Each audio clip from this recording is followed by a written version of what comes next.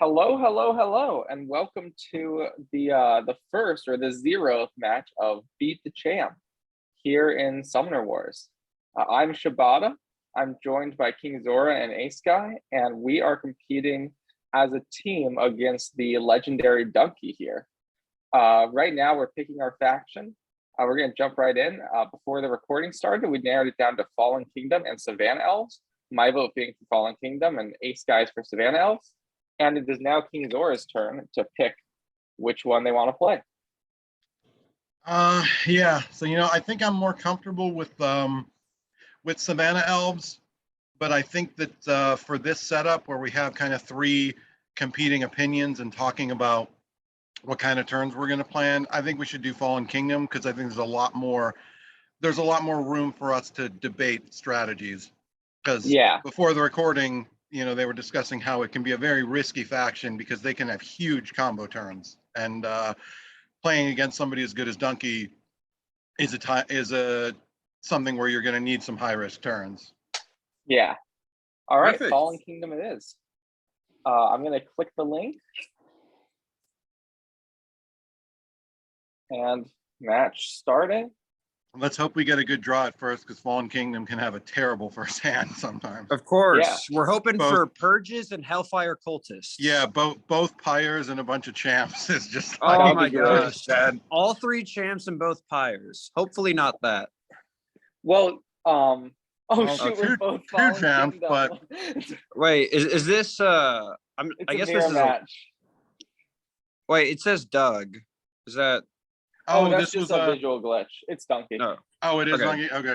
Geez, mirror match, huh? Okay. I've never done this. Fallen But... Kingdom. I think we restart here because mirror matches are less interesting. Yeah. Perfect. Which is good because well, it gives... that's quite. So the reason we picked Fallen Kingdom, it's a fun faction. We both have the same idea.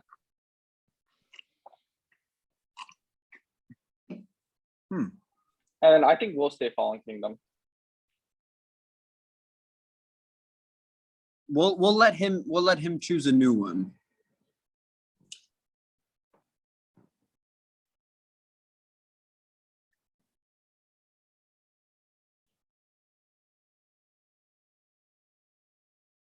If this was a competitive match, neither of us could pick Fallen Kingdom here. Ooh, Cave Goblins. This is good for Fallen Kingdom. The carriers can pick up. Yeah, and this is a better draw. We only got one champion, so yeah. Two Hellfire. He does get to start though, so much which is better. an advantage. Honestly, I think Fallen Kingdom is one of the few where going second isn't necessarily as bad, because then you can use Raise the Dead. The carriers have more weight, so it's not that bad.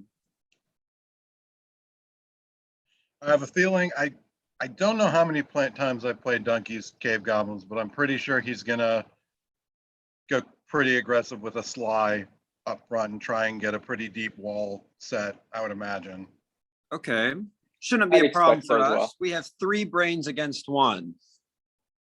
And a favorable matchup. This is probably Cave Goblins' worst matchup. Really? Yeah.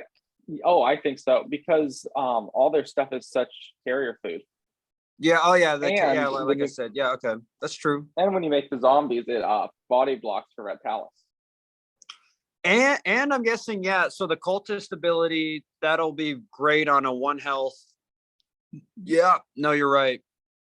Just hoping for those purges and those blood summons. But let's see what he does.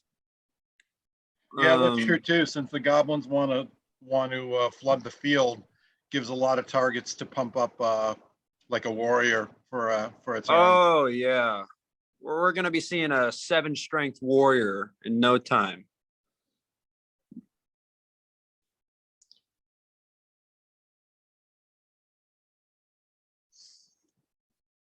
Looking at our hand, we have Goldass here, who I think will immediately discard. Yeah, we probably have to nuke Goldass.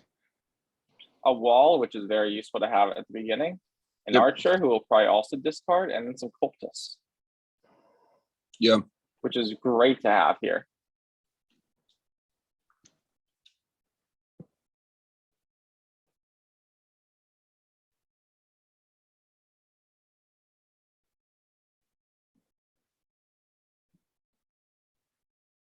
And then Dunky's joining the game right now, Oh, so perfect. we should start seeing moves soon. I know it gets rated as like the worst champ in the game. I think Goldust has its uses. If you can hit it yourself like twice, then it's a 4 attack with 6 health, and it can no longer basically just be ignored, but it can get swarmed pretty quickly and killed after that.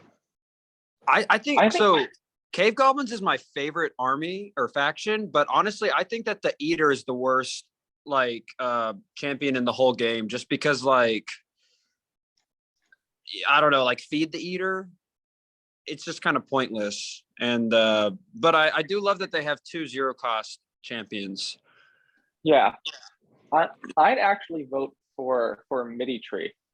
MIDI Mumway is the worst. And the reason is because even though both Goldass and Eater are weak, they have situational uses. Goldass is fantastic with Blood Summon. He's the best Blood Summon target in the game. Oh yeah. And then Yeah, and the that's true. Eater, sometimes you want to use him just to get the magic out. And he also has some matchups like Cloaks and Fallen Kingdom where he really succeeds, because there's always going to be commons for him to eat, and they always have 3 or less health. So he'll be able to kill them reliably. I see that. MIDI Tree, there's just, when are you going to use him? He's He's 8 just cost. 8, right? He's just too He needs expensive. boost on- He's 8 cost, which is just too He's much. 8 In a cost. deck with He needs in a boost deck on with top 2 of really it. good champs also, because Makindaru and And- Midi Curio are great. So why would you ever Yeah. not summon them? And even if you get him to his like perfect situation, he's a 6 attack, 11 health, which is good. But given that it costs 8 and 5 boost to invest into that, it just doesn't make sense economically. It's a lot. He's got a pretty I good set suppose- going here. I suppose it might overtune him too much, but if he had like the combo of imbued strength and the Rhino ability, since he has trample, it might make a lot more sense, because trample is just so niche when it's a 2 movement unit. You almost never get to use it. Yeah. But I mean, Dunky says Rhino's his favorite, strongest common in the game. I think they might Wow. be. Rhinos are really good. Okay, You just so don't- we're glad we kept our Archer, which is good. Yeah. I think it wouldn't be bad to raise the dead and get that carrier out there. I know it's only a 1 cost, but we could put it on that clinger. There's a lot that but we only have 1 in our discard. Yeah, it's a so we won't carrier. be able to spawn it back.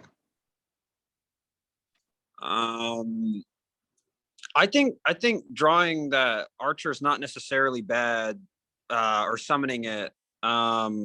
But there's a lot we can do. We can try to get like 2 or 3 kills, I think would be ideal. I think so too. And get So the obvi- cultists out there so they're in a position to, do the damage back against any of those melee units up there. Okay, here's what I suggest. I suggest putting a cultist in front of that 10 health gate and then moving it in front of the slinger. And then I would put the archer, move it in front of that gate. Yeah, cultist there, and then put the archer right there. And then, but also like summon that other archer, and then like put him to the right of Rhett Talus. That is as the intermediates suggestion. And then just build the gate wherever, maybe. Yeah. Kingzora, what are you thinking? I think getting the cultist up in there with a slinger is definitely good. Leaves it in a position to kill it, even if it whiffs on the attack. Trying to think where good like gate placement would be. Probably to the left of that archer where it currently is. And then I would also play the other cultist at the bottom of the 10 health gate, just so that we play that card. Yeah. Yeah, it's worth getting it out there. I mean, I'm good with that. I'm good with that move. And then what do you think, Mr. Expert? I like the idea of moving a cultist here because it traps the slinger. It can't really attack. Also 8 and 9 chance of getting at least 1 ranged. So that's pretty high. Yeah. I think that our good wall spots are either here. I'll do a different color. They're either here on F2 or here on B2 because it maximizes our summoning spaces while also we can play them further back because cave almonds are half to rush. In a different matchup, I might think like A3, but I don't think we really want that against sneaks where you can just sly away an assassination attempt. And so the reason so that you would like the left gate, you wouldn't play it to the left of the archer, you'd play it to the bottom left is just so it can maximize our space. I think that's fair. Our summoning spaces, yeah. Yeah. I think that's cool. And then I think I think we could do that. We could even see what it looks like before we attack. Yeah. And then we'll pretty much, you get 75% chance. Sorry, I'm big with the math in the game, that you get 2 out of 3 bows on that clinger. And then there's an 8 and 27 chance that we also kill the Beast Rider. So we're most likely going to kill 2 commons with a small chance at getting 3. So I think that's a pretty good turn. There's one other option I see here. Which is to do something that's very unusual and ignore the slinger. Okay. And position ourselves like this. Move here. Move here. Actually, move here. And sort of do a Dunky stack to prevent that slinger from being able to attack anything without getting immolated. If we attack the Beast Rider, the Clinger, Soul Shift.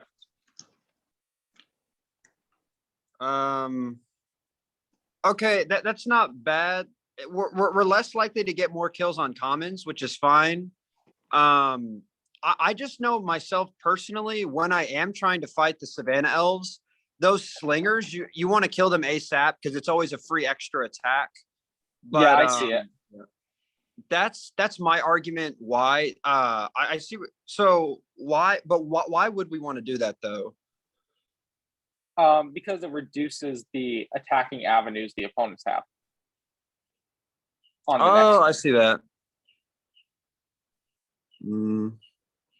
Okay. Oh, some intel. Yeah, Ben, you can put dots. You would keep left archer where it spawned. Just to not lose that space. Like right there. Oh, right archer. Yeah. That makes sense. Because you could get that's the thought from the chat, is to keep this archer here. And maybe use our last movement to like get the cultist over. Yeah, okay. That's valid. And then we have archer attacks, soul shift attack, climber. Or we can ignore climber because not too much of a threat here. I just know, like, I'd rather kill that Beast Rider over that climber. Yeah. Yeah. Here's what we could do. Archer attacks Beast Rider. See what happens. Cultist either attacks Slinger or Beast Rider. And then this archer attacks the Clinger to soul shift this guy over to the Clinger to get a Dunky stack. Yeah. Yeah, I like that. Sure. And we all agree about this cultist move just here. Get out of the way of the summoning spots. Yeah, don't block the summon spot. It's because it's also a raise the dead spot. Yep. All right. I would really like to kill that Slinger though. Yeah. But yeah. We'll roll the other ones and see where we are there. Sure. Yeah. That's valid. And the gate, I think we place it. Yeah, that left spot's here. fine. Yeah.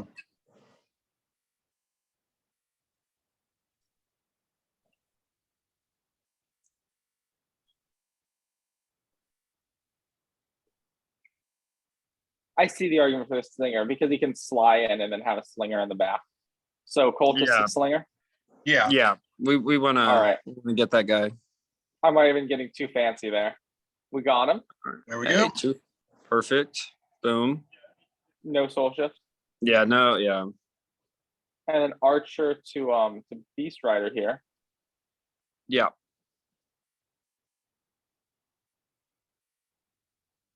All right, all right. And an archer to Klinger. Yeah. Kill here would be nice. Awesome. There we go. That's really Nice. Got it. And And we're we'll soul shift this soul one. shifting for the stack. Yep.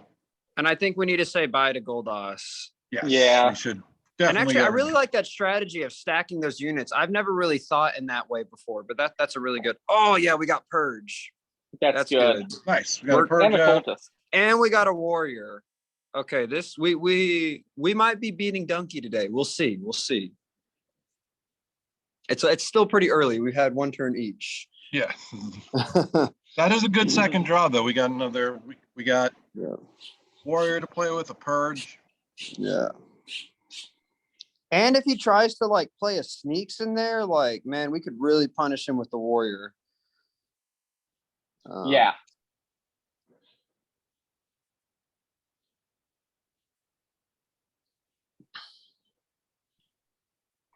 Yeah, I think one of the hardest parts of this game, I think, is definitely conceptualizing the movement stuff that's kind of beyond normal, like the glacial shifts. And I think that's an advantage with Fallen Kingdom, is that the soul shifting lets you do some stuff with like Archer and Purge turns that's very hard to see coming, because you get so much more range than you'd expect. Yeah. I took out the archers on a deck building thinking that they were underpowered for their 3 attack, 2 health for 2. And it was a mistake. They offer so much reach.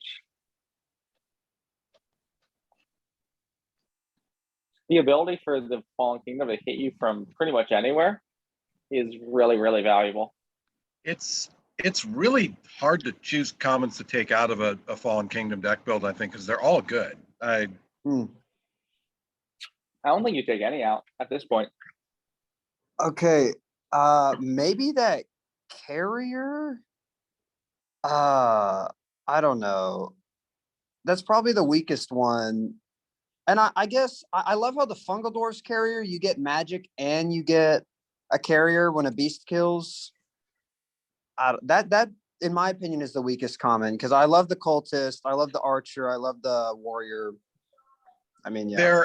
The carrier can be weak, but it's also the thing that, it's the infinite spawning machine also, though. It helps you in the end game with that economy. Yeah, it really is good. Because if you do expect to kill a lot of your own units, you're going to want to get them back. Yeah, that's valid.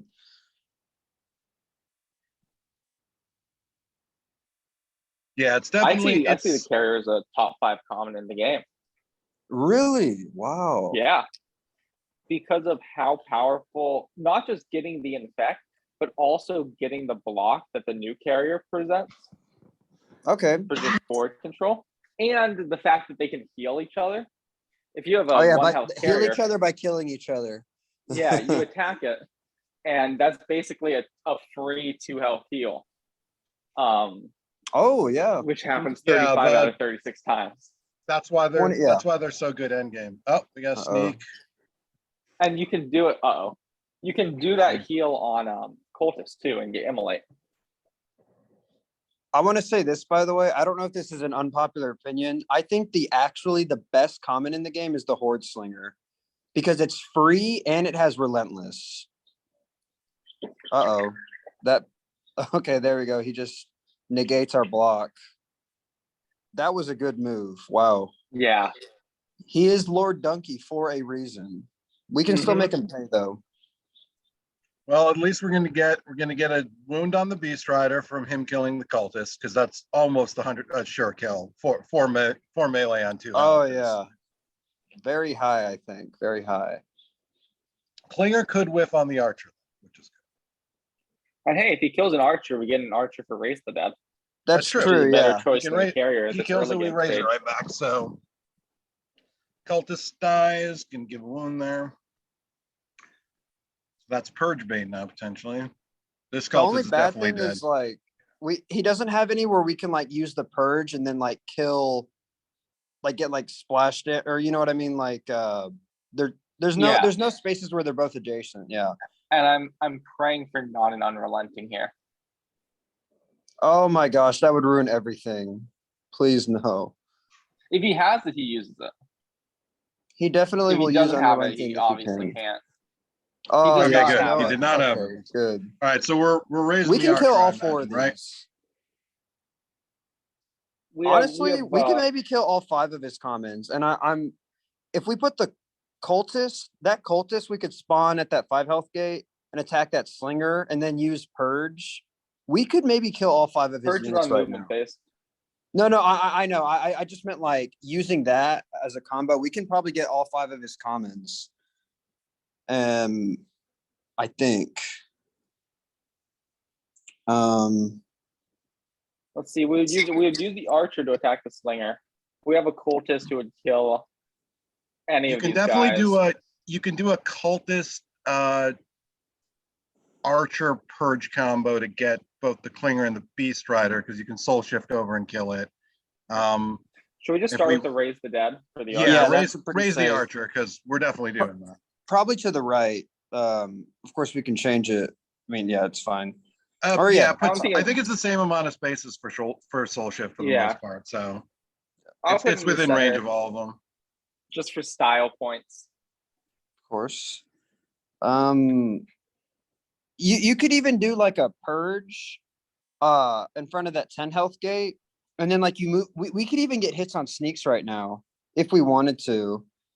Cause like you move a unit up from that 10 health gate, you purge it, and then you soul shift an archer, and then you move the archer up too. That's just a possibility.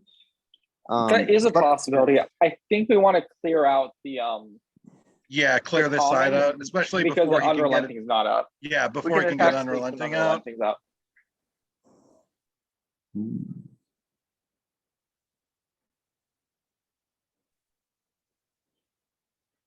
We're gonna want to take out the beast rider with purge, I'm assuming.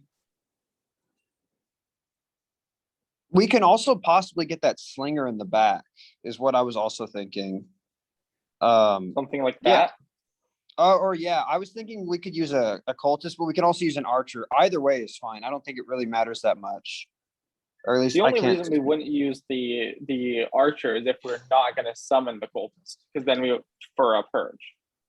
And I was thinking we were gonna use the cultist as purge bait. Good warrior. Yeah. I think we could play that warrior, especially because we're gonna get a lot of kills this turn. We can start Yeah. boosting up a strong warrior. So Yeah, I was gonna say if we do a couple purge chains here, you could definitely bring a warrior out. yeah. And we can use him to attack the climber. Because the climber is the most health. Yeah, exactly.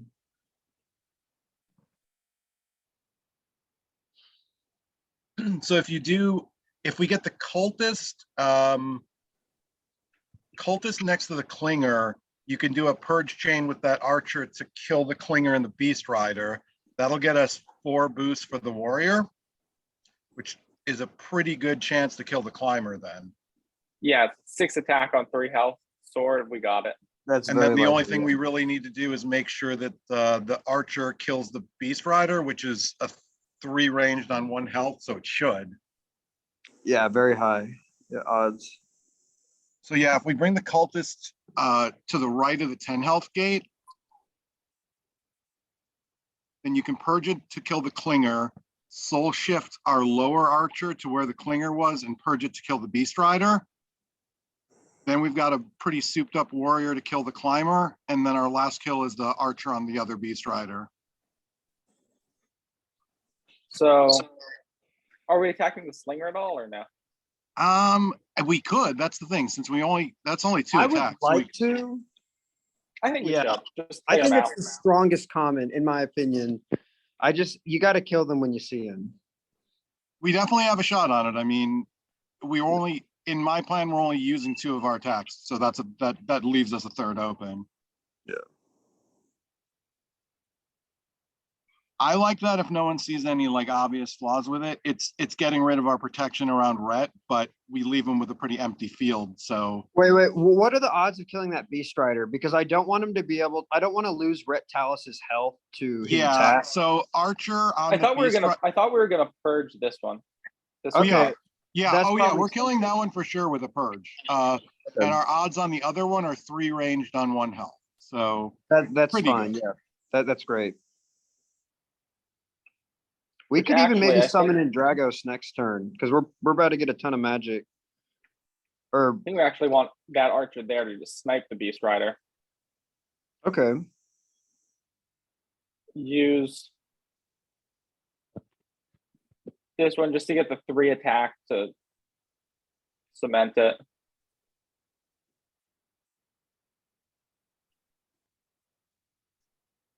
And so we do something like, Yeah, cultist over there to purge the climber or the clinger.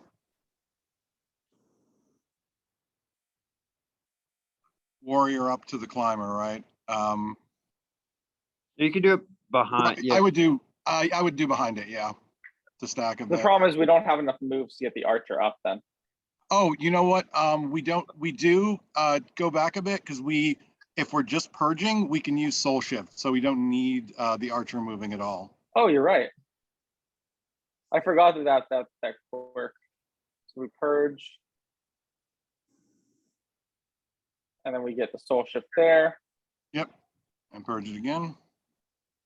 oh yeah, great, Very nice. incredibly nice. There we go. And that warrior's gonna have so many boosts even when the turn's done. This is good. Yeah. Hey, we make a good team. All right, Heck yeah. Come on, All right. let's get these kills. man. That warrior's gonna have a lot of boosts. There we Oh, I go. did that the wrong order. I should have Oh. attacked the archer first and then soul shifted over here. My bad. I just moved too fast. It's fine. Hey, we got all 6 ranged. Only needed 2. All right. I'm part of thinking you just soul shift over here just to add pressure. I think that makes it easier for him to kill, but It does give it Yeah. an easy. It gives him an easy kill. Yeah, if it was a little beefier. it's not necessary. And Yeah. this is a pretty good chance here. Come on. Yep, there we go. Oh, we soul shift that one. Excellent. Yep, That's actually there we what go. we wanted to do the whole time. Excellent turn. There we go. And then we have 5 magic. I think we build Dragos. We could keep him just because we have 5 magic. We don't have to, but we've got a lot of magic. You know what I mean? That's why I'd say keep him. We don't have to. We don't have to. I think we should ditch him just to keep the pace against sneaks. Okay. And because Dragos is less useful in the matchup against snakes because there's less beefy targets to kill. No, Yeah, and you don't want to be thinning as much as your own herd with Dragos' ability because you don't want the cave goblins to be able to swarm you too easily. With tiebreaker vote, what do you want to do? Oh, wait. Are you asking me or? Yeah. Oh, I would like to keep him, but we don't have to. I don't know. I don't know. I say If you want to keep him, we'll keep him. I say This is a keep him. democracy after all. Of course. I say keep him. All right, you're both keeping him. We're keeping him. Going once, going twice. Sure, we'll keep. All right, we got nice hand there though. Got another warrior, a carrier, got Hell Forged. Yeah. There is a third advantage I didn't think of for keeping him, which is it lets Dunky know that we have a card worth keeping. So he might think that's a pyre. That's true. Ooh, yeah. Putting some. Yeah. Although waiting out so long there probably tells him it's not. Because if it was a pyre, we just keep it instantly. It's a good point. I think that card's strength is how what balances out Red House's terrible stats. Yeah. I mean, you're really not really supposed to like use Ret Talis for attacking. Like you use Sarah Eldwin's 2 range because you want to use her ability, but Ret Talis is the only summoner where you probably never want to use them to fight unless you like needed to for some reason. Yeah. He's pretty weak. It fits thematically too. The dude is a pile of bones, literally. Of course. And you wouldn't expect a pile of bones to be all that strong. It's just a pile of bones. Exactly. Dragos is feeling very insulted right now. Although I always imagine him in his first edition form where he looks like a Twilight fanfiction character. Yeah, I was gonna say, in first edition, Dragos is handsome. I've never played the first edition, but I do trust you guys. I can definitely see Dragos being handsome. We're waiting for Dunky's turn. Let's pull it up. Yes, let's do it. This is essential. Here we go. Yeah, he's That's what he looks What? like. He's a Twilight character, basically. Yeah, That's so different. He's Yeah. actually He's like a not- human. his ability is not nearly as good. Life Train is not that good, and Yeah, I he's- like the new one better, but that is he's only 2 to summon, or is that 2 health? that's to It's to attack. attack. First edition To cards are attack. kind of weird. The big number is attack strength. Smaller number is summon, and the circles are health. The max was 9. It's a Oh. strange layout. And very few things had 9 health, like the Krung has it. Krung. I The think Warden that has it for some the reason. Warden, yeah. For some reason, they gave the Warden 9. He did not need it, and I think that Bone Carrier thing for the Fallen Kingdom was like a champion for Syrian. Oh, the one that hurts itself. Yeah, yeah. Krung Krung had it Krung because he's. This guy's great. Oh yeah, Krung was Grognak was awesome. so beefy too. He had 4 attack when 4 attack was like 8 attack. And he had Jarman stole Grognak's ability. He was the Ice Shard guy. Yeah. Oh, really? Mm-hmm. Yeah, because Wow. the Polar Dwarves are basically like half Guild Dwarf, half first edition Tundra Orc, because having all the walls and stuff and ice-based walls.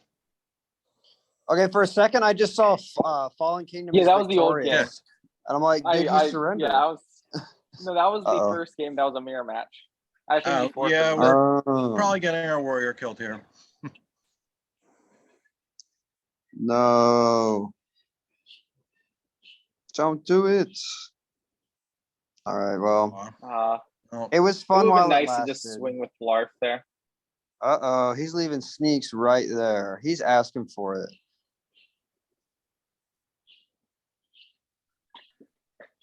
Hopefully no unrelenting to. All right. Good. All right, our turn.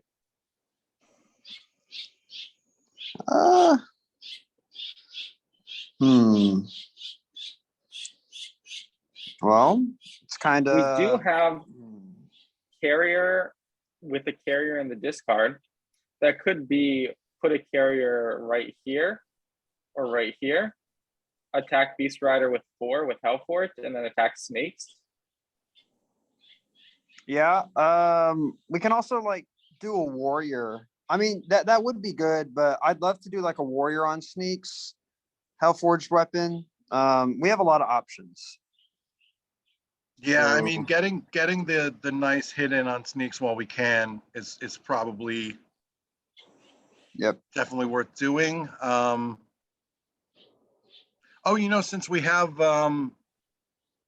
Since we have a carrier in our discard, we could, to fuel a warrior boost, summon a cultist and kill it for the boost and to get the 1 hit on probably Beast Rider and Blarf, I would think, and then also summon the carrier. That could work, but I think it's better to zombify one of their guys since we have the opportunity right here. True, especially if we can kill the Beast Rider, we get another hit on sneaks. Yeah. Or, What I was hey- thinking was put the warrior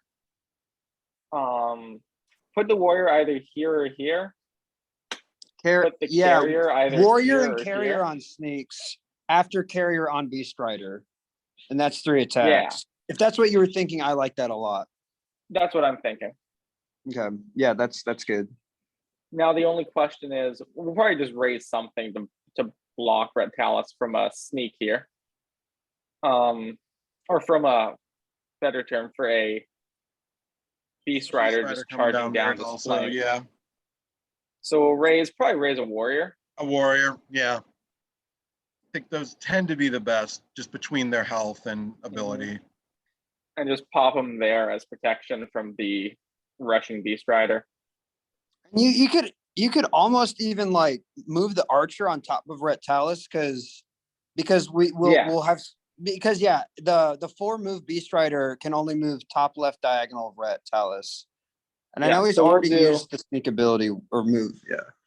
We'll do this, and then we'll do the 2 moves with our carrier and warrior summons. Yeah. I like that. Simple but good.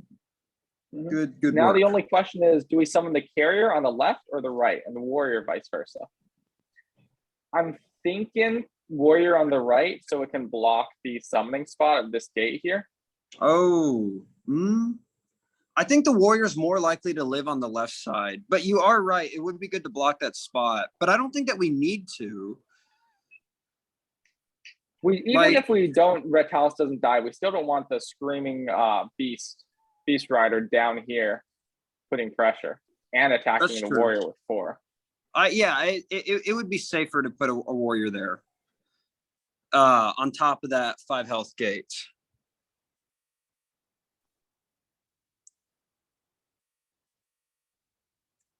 Would you ever do something like this? Ben 10 makes a compelling argument at killing Blarf.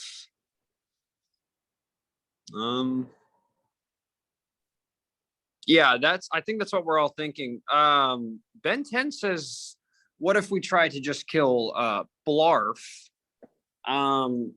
Which we can. It would be good to put some hurt on Sneak so that he doesn't feel like he's able to just keep moving him around the board. Yeah, I mean the issue with Blarf is just that he's so beefy. If he was easier to take down, I would consider it. But with Sneaks, getting any hits on him makes it less easy for him to slide around in the future. I really would like to. We kind of want him to spend magic on Blarf because the Eater is a threat in this matchup. Oh yeah, okay. But I see the point. If it was if Sneaks wasn't there, I think Blarf would be the top target because of how threatening he is with Enrage the Horde.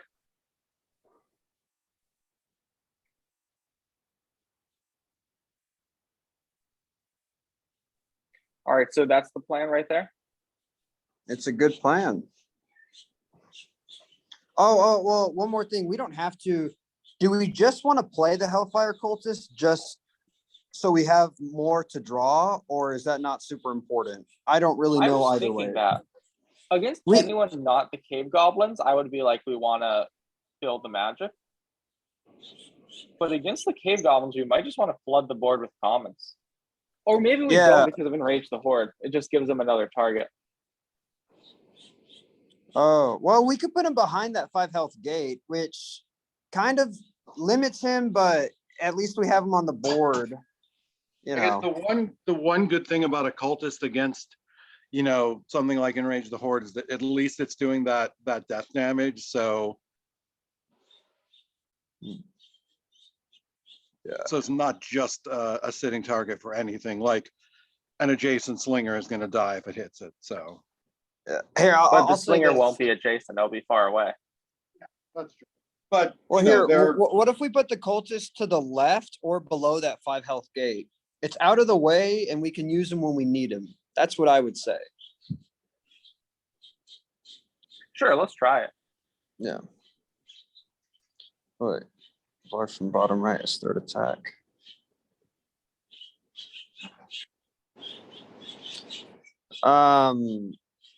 Yeah.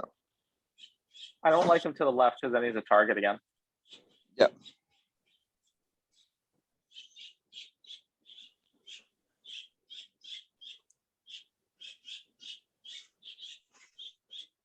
All right. 3 out of 4 is very likely, I think, with melee. So. Got it. Of course.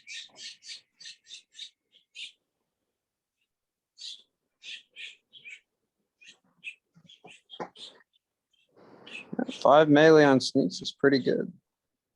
Ah.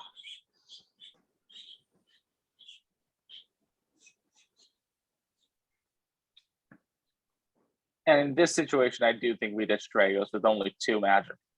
Yeah, I'm cool with that. Yeah, I think when we're low on magic, it's okay to dump him. We're not going to get him out anytime soon. And we're beating him in the card economy anyways. We have 8 discarded. He has 11, so that's fine. And we got a Pyre. Perfect. Nice. Nice. We're at 8 health. That'll be 6 next turn, so that's good enough for Pyre usage. Oh yeah, And we got a 6 is- carrier, which Hey. we got none in the discard, but I'm assuming one of these is going to die this turn. Yes. Fair to assume.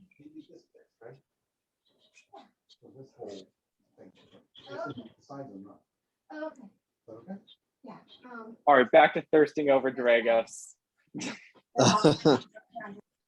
Not really. So something I heard about the first edition, which I found kind of crazy, is that the ranged and melee have the same amount of chance to hit. Is that true? Yes, they're both Wow. the same as what range does now. 4 out of 6. Wow, interesting. I definitely think it's more balanced to have them, the melee bit higher to hit. That's interesting So though. the box is from. Yeah, anything that's they not- balanced it in first edition just by giving the ranged units worse stats in general. So usually less health. Oh, okay, I see that. So like a 1 cost, there was a sword grounder and a bow grounder, which were mercenary common units that were kind of just like the generic ones. Both 1 attack, but the bow grounder only had 1 health. The sword grounder had 2. Oh, I see that. I see that.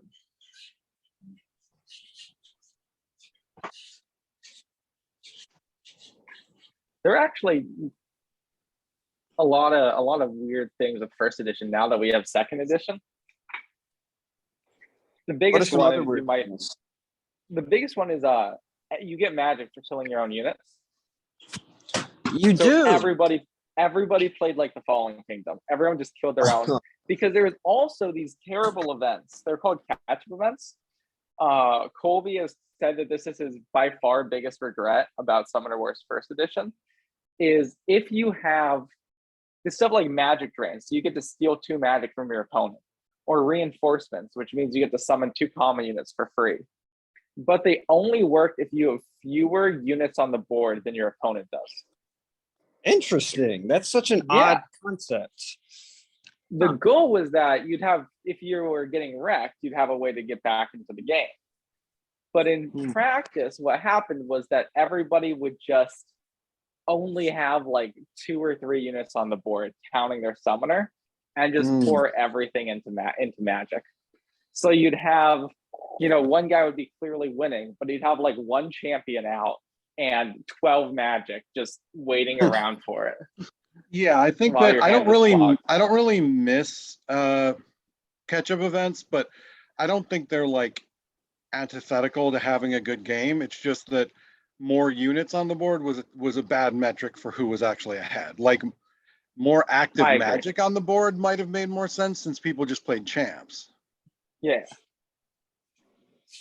And it was a massive nerf to common units that common units did not need. Oh, he moves. He moves. He better not rely on 2 out of 2 ranged, because that usually does not work. But we'll see. There might And be actually- an Enrage the Horde coming. He Oh attacks yeah, the sneaks that's and then swaps them back with the Clinger. I think the- Blarf counts. Yeah, he could get up to 3 more attacks. That would be a good use of it. The thing with mercenaries in first edition was that I think that the mercenaries that were really meant to be mercenaries tended to be balanced, but Raoul's deck stuff wasn't, and Oh, you could still build those like normal mercs, and they were not normal mercs. They were really good. Yeah, Stone Golems, Apprentice Mages, Rune Mage, Apprentice Mage. Rune Mages.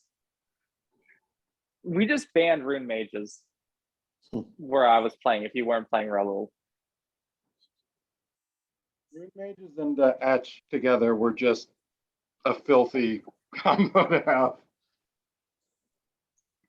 Oh, a I mean, I beast played rider. My best deck was Gardener Muglug, who With all the For- apprentice mages in it. Yeah. yeah, the swamp, for those of you who didn't play, for those of you viewing who don't know first edition, the swamp works and the summoner Muglug, their whole niche was that they had these swamp walls, vine walls, which had 2 health, and which some of your units could like move in and out of without taking damage. But if your opponents tried to move in and out of them, they would take damage from the vines, spiking them. Muglug's whole thing was that every time a unit dies next to a vine wall, a new vine wall would show up. So what you would do is you'd put in these apprentice mages, which were these 0-cost units that Swampworks normally didn't get access to. You would just attack and kill them with your own units. You'd get the magic back just like if you had built them for magic, because you get magic for killing your own units, and you get a free vine wall out of it. So you just get to build this swamp and then sit there with all of your economy stuff working because all of your units like being in swamp walls, vine walls. Yeah, I think your I opponent think I couldn't do a used thing. that deck to once get like 11 vine walls on the board. You can get pretty crazy with it. Yeah. I just want to note real quick, it's his magic phase and he did play Unrelenting. I was about to say, why is he waiting? We can still get Blarf though. We can get Blarf. That's Maybe. I think it's a good Unrelenting for us. Yeah, it could be worse. I'll say that. It could be Yeah, worse. it could be when we were getting swarmed or something, and then, you know. True. Okay, Enrage the Horde. Okay. Interesting decisions from Dunky. I mean, Yeah, to be fair, using it I just would to use it even for 1 kill. Because Yeah, even for 1 kill, you know. Since it's a warrior, especially, because that Yeah. one warrior left out there could get, you know, souped up to easily kill Blarf. And honestly, we might not even get Blarf this turn. Yeah. We Unless can't we wanna- use the carrier to zombify anybody because We could zombify our cultists to get a destroyed and a new carrier. I don't even know if we want to do that, but that's an option. no, that's a good idea. I think we should. Yeah. So would we do carrier here, move it back, archer moves to flank, and then and warrior. then warrior moves. And attack then Blarf. the only way to get that kill we'd have to hit 3 melee and 3 range, but that's really our only thing that we can do anyways. So Yeah. might as well. And we don't actually no, Unrelenting doesn't work for champs. We get damage on Blarf, it works. Yeah. We all in agreement for that plan? Yeah. Oh, and do we want to play the pyre or wait? Because we're not going to get, honestly, it's probably worth it to wait. I think we wait. Yeah, I'd Yeah. hold off. I'd hold off on Pyre with Unrelenting out there. We want to be able to fuel it with their side too. But I think it wouldn't be bad necessarily to use Raise the Dead. Oh yeah. Unless you guys, yeah. No, We I could think we just should use it just for a warrior. Yeah. Because we're moving the archer anyway, so we'll have this spot open. Yeah. So raise the dead for a warrior in the 1 remaining spot. Yeah, that's fine.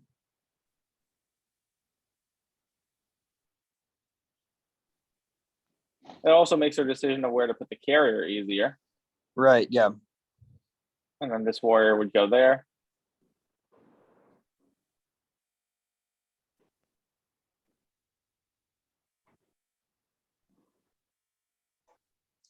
How about carrier on slinger?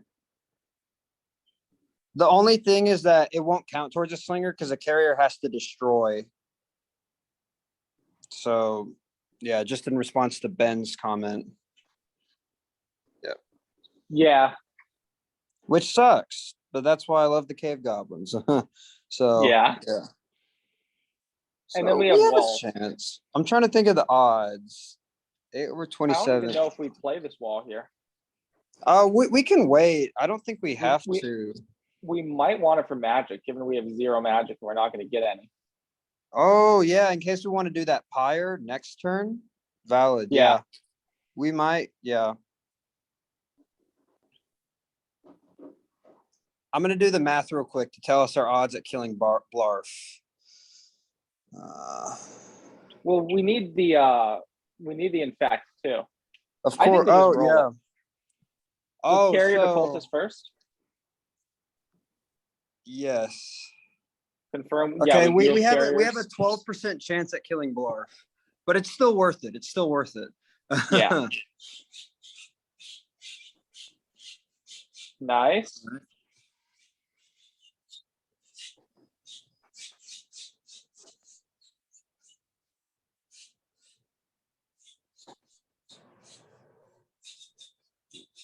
Still, we're getting some damage on the big guy. You know, We're getting damage. The warrior does his job. he's done his job well. And I'd really think we like to build hold everything Ela. except the pyre. Yeah. Well, I let Bowles our last champion. I We know don't he's need like, champs against cave goblins. yeah, I guess not necessarily. That's tough. We need magic. We have 0. Okay. Building these Yeah. gets us 2. Okay. Yeah. No, that's cool. That's cool. Ready? Yeah. Let's do it. Out. Good old blood summons. All right, we'll get 2 free dudes. Yeah. And this will be a great turn for that pyre. And I'm hoping he doesn't have back-to-back unrelentings because I'd really like to start killing some of his units. You know.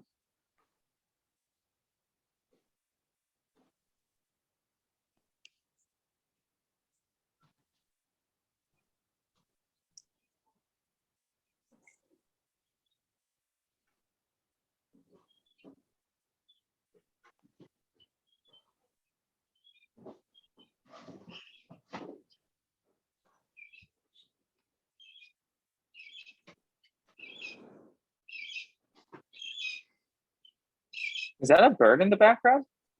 It is. I can temporarily mute mine. No, it's. I like the bird sounds. We're chilling.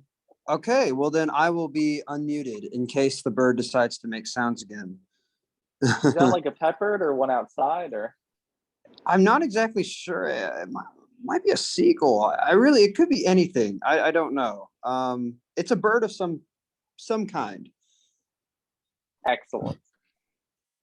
We love birds. We love the avians. It's Avo protesting that she's not in this match. Yeah. Could be. Cyric might be mad that he lost the top spot on the champ list to Mulder. Wait. Who? Cyric versus Mulder, the new Fungal Dwarfs 3-coster.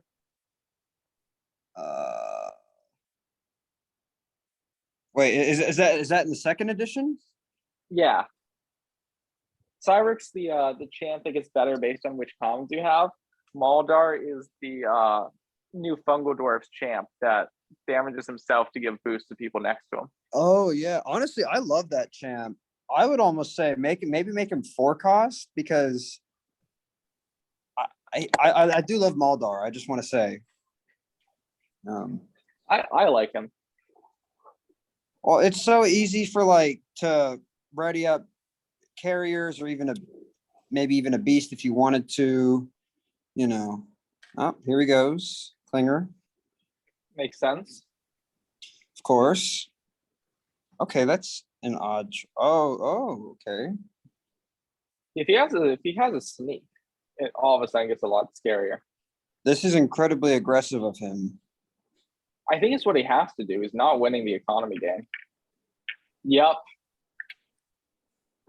All right. Uh-oh. It was hard to account for this. No, it's Dunky. You're gonna get some. I was like, this game's going suspiciously well. Now we get some drama in it. Oh my gosh, he could. I hope he doesn't. If he puts sneaks on top of Rhett, that would be a big play. And we don't have Purge to get through it. Oh yeah. Well, I don't think he We will might- because he would have to hit 5. It would be impossible to kill Rhett Talus, and then we could like. We'll Yeah, see what but- he does. If he puts sneaks there, he has so much pressure for the next turn because if we can't kill sneaks in one turn, which is unlikely given how much. Well, if we can kill, Whoa. if we can kill that Klinger, If we can kill that clinger, we can soul shift an archer in to protect red. Yeah. That's what I'm But- thinking. Yeah. But I think he's going to summon Sneaks in and just hope we don't kill him. This He'll get might 5 genuinely dice be on game. ret. I If hope 4 that of this them isn't the hit, game. shuts down Pyre. And then if we don't end up, we'll only be able to get 2 attacks on him since we don't have Purge. Mm. And if we don't kill Sneaks, then he gets to attack with Sneaks again and then Yeah. sly out for a Slinger that he has in his hand or in his deck. Yep, here it is. No way. Oh, he didn't. Oh, maybe he will. I think he's doing his other attacks first and then decide. Yeah, just to see. Yeah, I hope that we keep that archer though, because if we do, that gives us a lot better odds. At there it is. oh my gosh, he's a bold man. And then he attacks with Ret and he attacks with Blarf and kills the archer, so we don't get. Fortunately, we have an archer in hand. We have an archer down there, yeah. Okay. 2, okay, not all. So Pyre's out because it would just instantly. No, sorry, Raise the Dead is out. Yeah, we can't So we raise the just dead. It instantly would die. kill us. We can use that carrier. We can infect his units. Oh. Yep. Well, Yikes. He can't detect red again. He's probably about to kill 3 commons. Yeah, he's gonna get the archer. Or no, only 2. Only 2. Yeah, because you can't get the warrior. The other Yeah. warrior, I mean.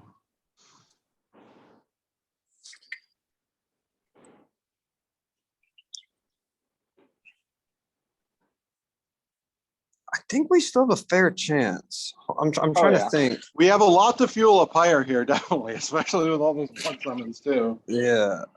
Okay. So a carrier. Oh, we only have.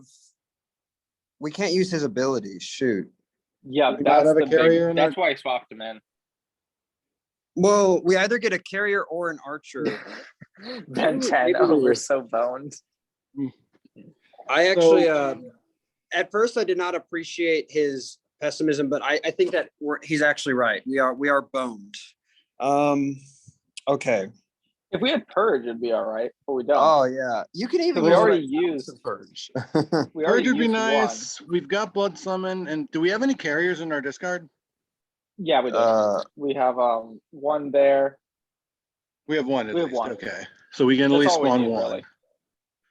Okay, well, I mean, we've obviously got a pyre, and then we could blood summon the archer on that leftmost carrier, and then summon the carrier from our hand with magic.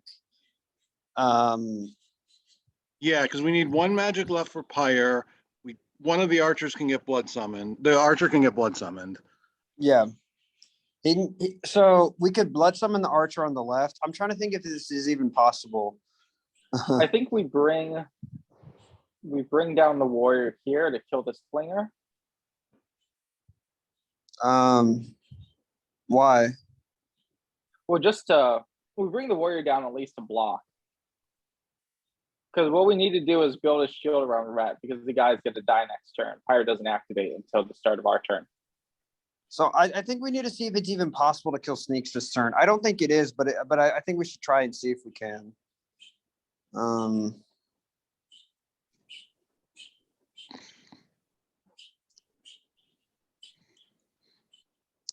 I don't think we can get more than 2 attacks on them. Kill a slinger or Yeah. flinger soul shift. Can we use? Hold on, I want to test something. Can we use blood summon to choose a unit and then not summon one? So if I just do that and then move on and end event, it does not damage him. Okay, that's a shame. That is a It shame. makes sense reading the text of it, but we can't intentionally damage our dudes to get just to kill it. Just to get imbued, to kill it and to get imbued strength points. Well, here, maybe we can put Rhett Talus on the right, in the rightmost corner, kill Blarf, and I don't think he has any more like sneak events in his hand where you force each unit 1. No, I think he used both. We can check though. So if we put him there, that might be good, and then both sneaks are gone. Yeah. Okay, good. I think if we put Ret Talus in the bottom right corner, and then you put like the warrior or something to the left of him, and then you kill Blarf. Like we have options, and then you could even soul shift on to Blarf. Like, you know,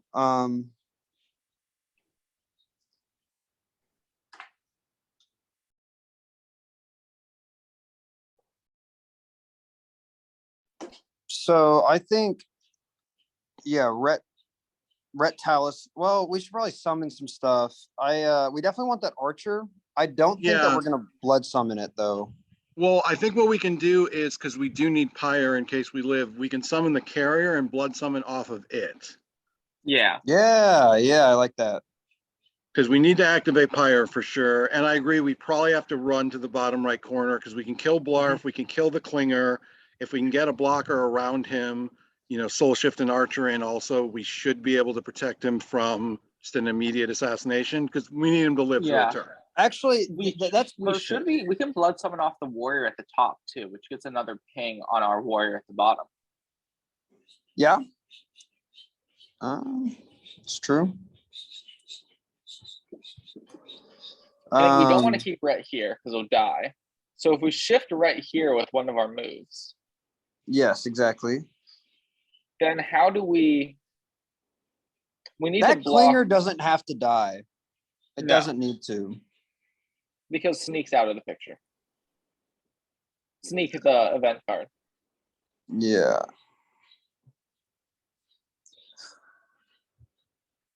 So if we move right here, we're gonna want to kill this Blarf, and then soul shift an archer in. Yeah. So we have this spot blocked, and then we'll move a warrior. We could even put a warrior on sneaks to just put some damage. Yeah. Not that we have Would- to. Would we want to move the warrior here, and then the carrier here? Because that stops Sneaks from moving to get the Klinger out of the way, unless he moves the Slinger back.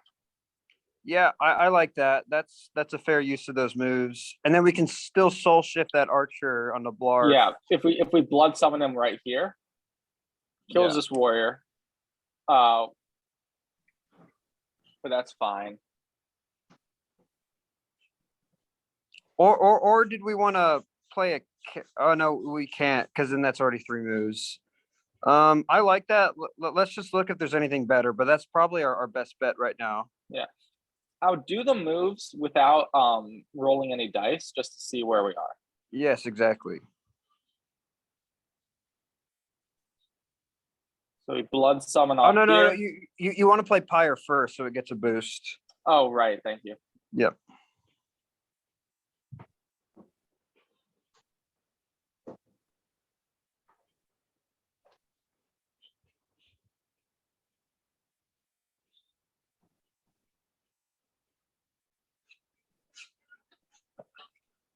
And do we oops, no. And then do we summon our carrier? And if so, where? Maybe we put the carrier right. Maybe we put the carrier right here and then zombify this one. Oh yeah. Yeah. 25 that over way- 'cause 36. Yeah. Because I'm worried about Sneaks like dipping out this way, taking the Klinger with him, and then like a Beast Rider charging in. Yeah, that's totally possible. I forgot about that. Or maybe it's which is probably more. I don't think a Beast Rider can charge in, but if he has a Climber right here, he can move the Climber right here and then cling this one right there, and that's the open spot that gets around our defenses. Wait, hold on. I've just received a message. I don't exactly know how or if this works, but I'm going to put it in the chat. This is not from me. This is from a spectator who does not know how to use Zoom. Okay. Oh no, I accidentally sent this to Ben. This is worth reading. This is from okay. So there's 2 spectators who don't know how to use Zoom. 2 people here. Okay, Don't know how to okay. text in Zoom, but move warrior under Sneaks. Use both blood summons to pump him up. carrier kills slinger. Ooh, I don't know if that worked. Here, let me do the math with 5 melee and 3 ranged. We would have, but that might work. I don't know if you want to see what that looks like real quick. I'm gonna go on SW zone and just check what the odds would be. Yeah. Do you want to see what that looks like? Just try testing it.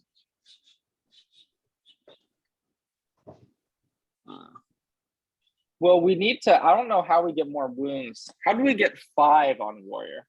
Because none of our guys right now. Okay, I just want to say this. With that strategy, there's a 42% chance to get 7+ hits, which is pretty good against Dunky, and we're probably losing anyways. So if we can do that, that would be really good. I don't think we can get 5. I don't think we can get 3 boosts on the warrior though. I think we can only get 2. Well, yeah, let me try and understand what exactly this is. Okay, Because there's move- nobody else to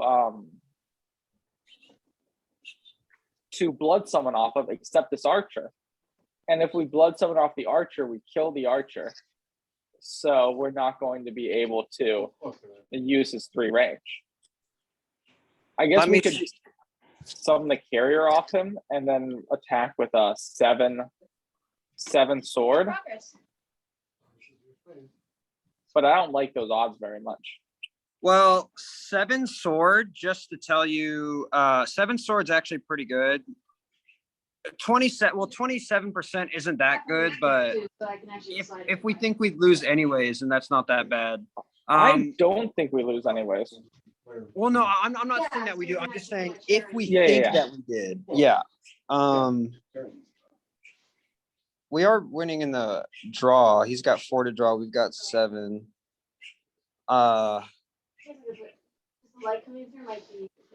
And he's out of, I think he's out of enrages, right? He's out of enrages, he's out of sneaks. He's only got 1 unrelenting left.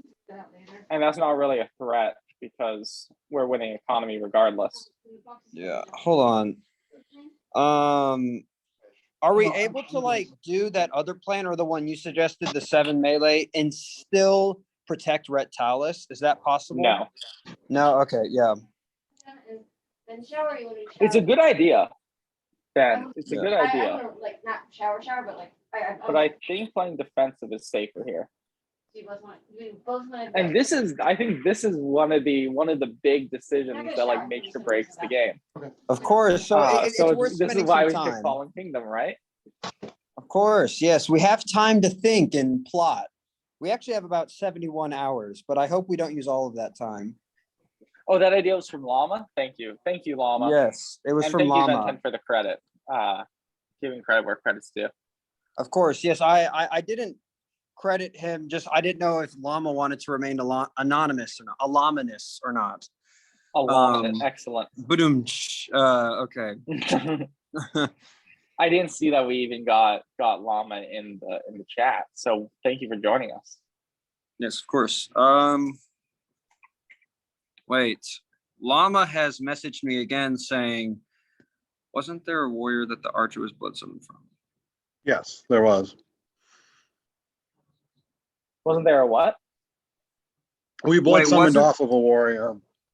Yes. Oh, that's true. Here, do we want to go back and just see like what it looked like at the beginning? Sure. Because yeah. Here's it. And the only thing that's happened is the pyre. Higher, yeah. Which Well, I'll back it up just for that. Yeah, just in case, just in case. Okay, so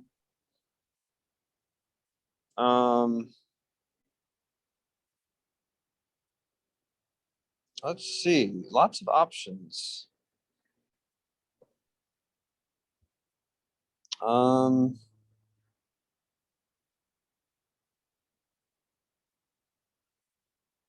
Oh, like you blood summon an archer and then you blood summon a carrier from that. Okay, wait, so just try this. I'm not exactly sure if this works, but try blood summon. And we can just worry about the pyre later. Just okay. And then you summon an archer from that. Mm-hmm. And then you summon a carrier off that archer for more kills. Oh, I think I see it. Oh, And but Oh, that's right. But then there's no archer left. Yeah. And if we that's do that, we have to do something like this, right? Mm, And then that's a 35 out of 36 of this carrier killing the slinger. And 20 then we have oh, yeah, seven, 35, yeah. dice, 7 melee dice on sneaks. Which is So that's the best case scenario there. Llama says summon archer off of leftmost carrier. We can just see what that looks like.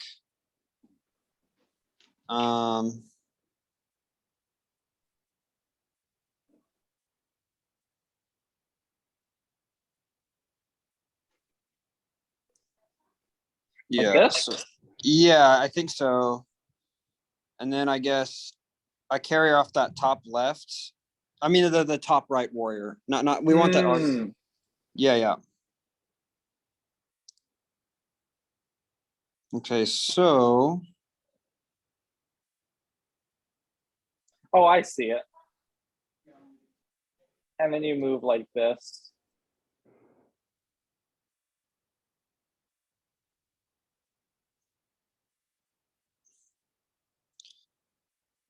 And then you attack the carrier and then soul shift instead of infect. Yeah, the only thing is that's only He doesn't have the boost here. well, but then that's only 4 sword and 3 ranged, which is not as Which good is as worse. 7. Yeah. That's objectively worse because you don't get this carrier doesn't die. Yeah.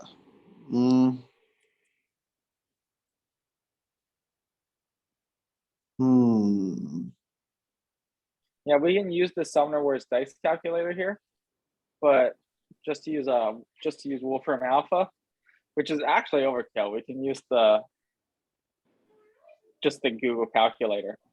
But the odds that this works are doing the strategy that uses the archer 35 over 6 to kill the slinger times 5 over 6 to the power of 4 times 4 over 6 to the power of 3. So this is the strategy where we use the archer, and that is 13%. And then the other would be 35, 36 times. No, because it's 25 over 36 because we need to attack the clinger with it. No, but I'm saying if we do the other one you're with right. 7 melee, yeah, it'd be about. Because approximately we can 25. blood summon here and then use that carrier. So yeah, it is 35 out of 36. Yeah. You're right. Yeah. And then so out of it plus 5, 6 to the power 7, and the odds of that are 27%. And if we don't get it, we just immediately die. Right. So, but what do we think our overall odds are at winning this game? Yeah, I'd go with defensive play Higher. with carrier. I think they're higher than that. Okay.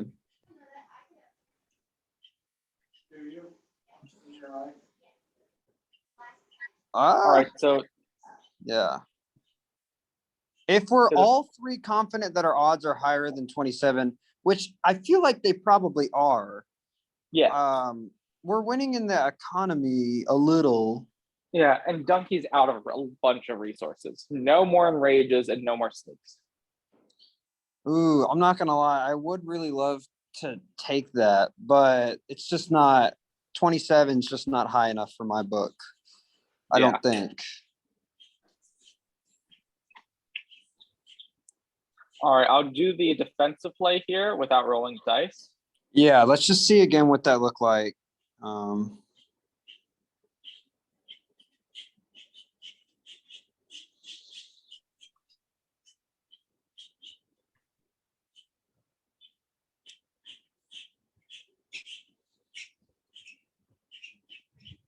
It's good that we're looking at all our options because we have many. We have many.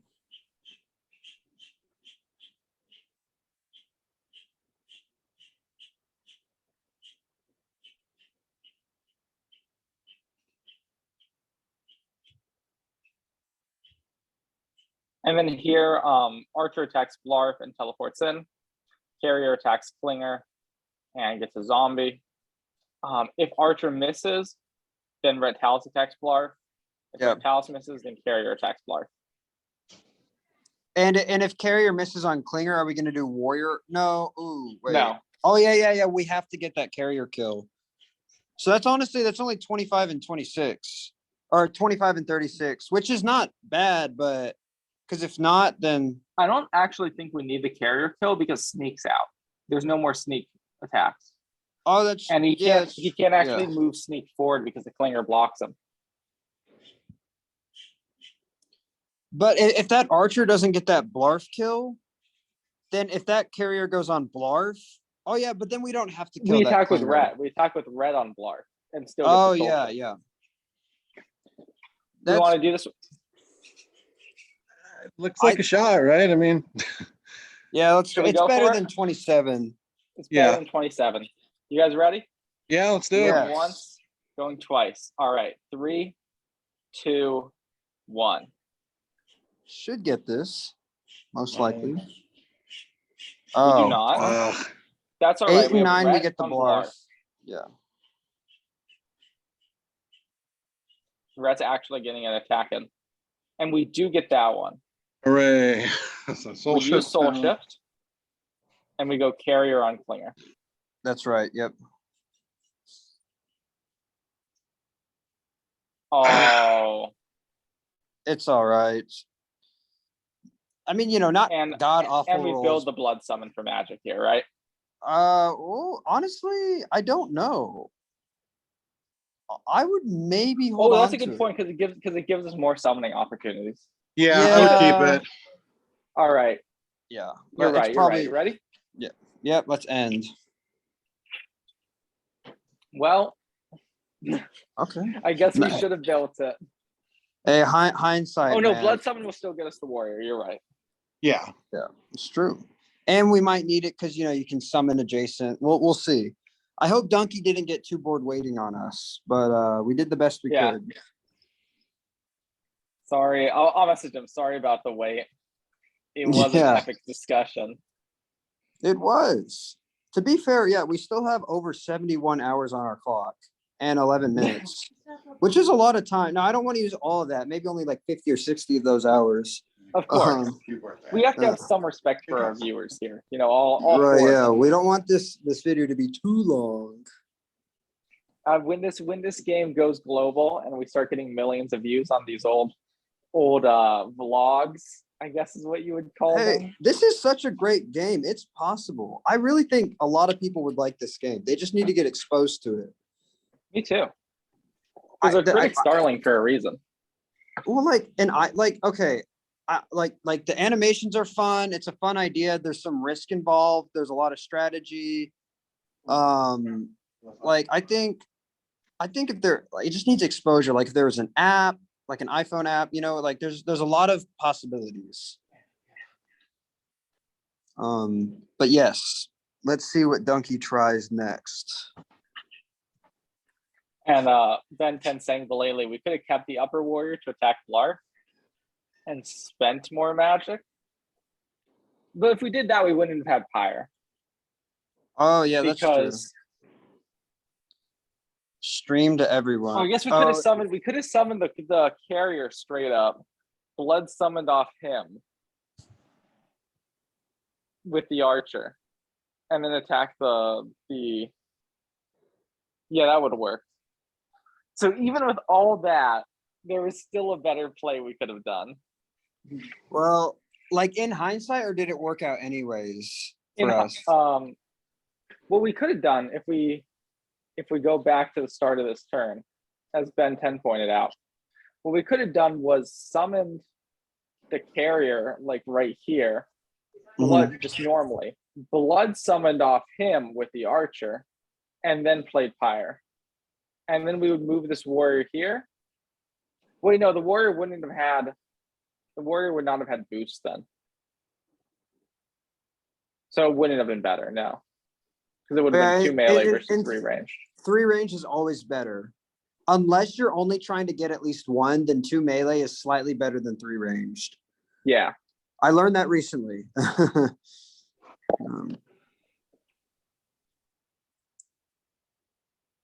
I think even 4 range is better than 3 melee in all cases, unless you're trying to get at least 1.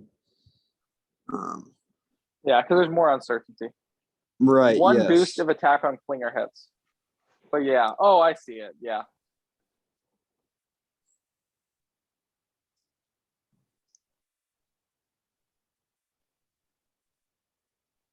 But if the Klinger doesn't hit,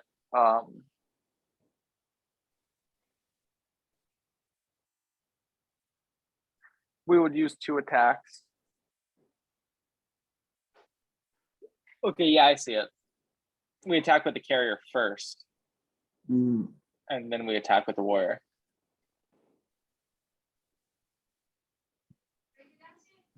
Yeah. This game is very complex.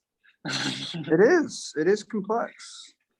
What I think is the most impressive thing is how complex it is with, like, you only really look 1 or 2 turns ahead tactically. Right. You never look Right. like 5 turns ahead tactically because there's just too much stuff. You look 5 turns ahead strategically. Exactly. But it's not like chess. Right. Chess endgames, you're looking like I 20 know. moves ahead in some cases. Guys, I gotta step away for a bit. I'll be back on my phone in a bit, but if I do not come back on, good luck. I think we've put ourselves in a position to at least attempt to win here. Of All right. course. Thank you for joining us, kingzora. Yes, Yeah. thank you, kind sir.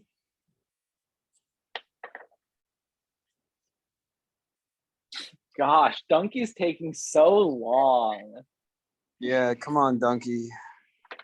He needs to donkey it up. That doesn't make any sense. That sounds like a Morbius quote. Morbius. Maybe he's watching Morbius. I mean, it's unlikely, but it's possible. There's never a wrong time to watch Morbius. That's why No, I there's thought, there's what? always a right time, never a wrong time, Yeah, in my opinion. I thought that was what I said. Dunky fell asleep after our last turn. Possibly then. I really hope Possibly. not.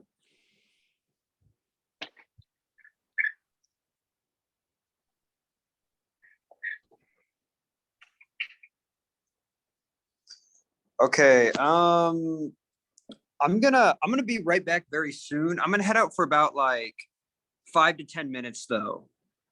And hopefully I'll be back before the next turn. Yeah, no problem. If it's Um, just me, then I'll put the team on my back and or Of course. consult with Ben and Llama. Of course. I expect to be back soon, but we got this. I honestly, I don't want to say 50-50. I mean, it really is. It's about that though. It really is. It's a close game. All We'll right. see. I'll be back. All right. All right, for the purposes of the video, I'm going to pause the recording here and then resume it when Dunky does a thing, because there's not much for us to discuss at this point. Oh, Dunky's doing a thing. Never mind. Here comes the slinger and Smeg. And the client. I'll just narrate. I'm gonna watch for a quick second just so I can see this. I can put on hold whatever I was about to do.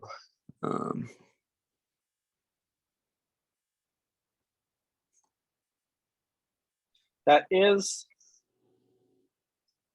a lot of guys. I'm assuming Unrelenting's coming. Oh yeah, and setting up for a climber move on the following turn. Wait, but he's used both of his epic events, right? Yes. Okay, so he could do like sneaks on carrier, clinger on warrior. It's unlikely, but and then slinger on Reptalis. Yeah, that would work. It just gives him a chance. He doesn't necessarily win, but it gives him a chance to just end it now. The odds of that happening are 5, 6 to 5 plus. Well, he can always 4, sneak 6. sneaks out of there. True. He has a maximum of 4 and 9 getting both range, but he needs a lot of other stuff to happen too, so it's pretty unlikely. Oh, he just All right, he got the attack with the clinger. He's attacking with sneaks, and he can't teleport. He doesn't even need to. And here comes Slinger. Well, it's only 4 out of 9. Please. Yes. We've been spared. The game continues.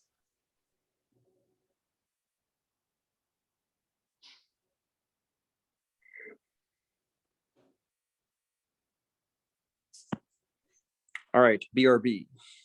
All right.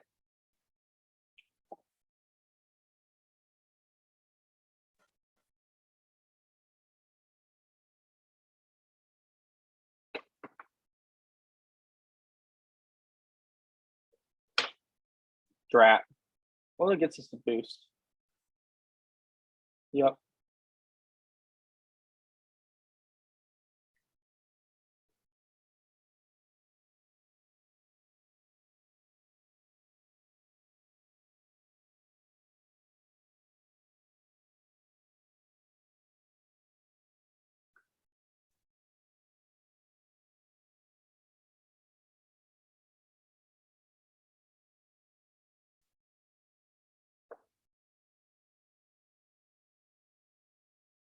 The most important attack, Horde Climber to gate.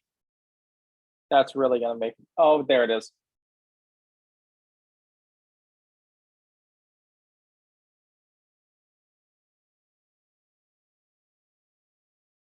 And I'm just gonna make an executive decision and give Red Talus the boost there.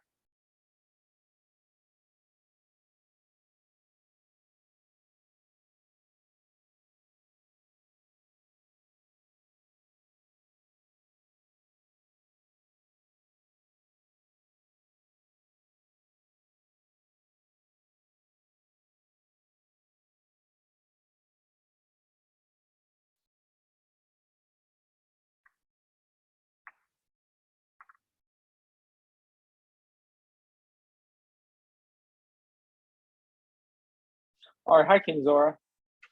He kind of wombo comboed us there. Okay, okay. Here's our best chance. We need to boost up that warrior and put the Hellforged weapon on it and see if we can get anywhere from 7 to 9 strength on him. Yeah, that's what I was thinking. So let's just see what If this looks like. Blood summon on that carrier. Yeah. I mean, we have to do this. And then we can put that carrier on that slinger. We can put Ret Talus on that clinger and then force that warrior forward. That's 5, 7. Oh, we'd have to hit all 7, which again is like a 27%. And that's assuming, oh yeah, we can do that. We can actually protect Ret Talus this turn too. With carrier, with so many carriers, I think we just go carrier, raise the dead. Oh no, he played Unrelenting. So oh, They that won't ruins count as everything. kills. I know. Oh, I just put that together. Oh no. Okay. Oh shoot. I don't. Can we kill our own guys to get boosts? Yes. I don't know if it's going to be enough, but we can.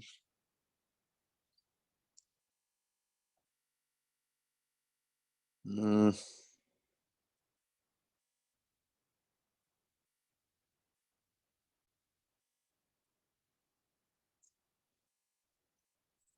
We can maybe raise an archer, which would just immediately die.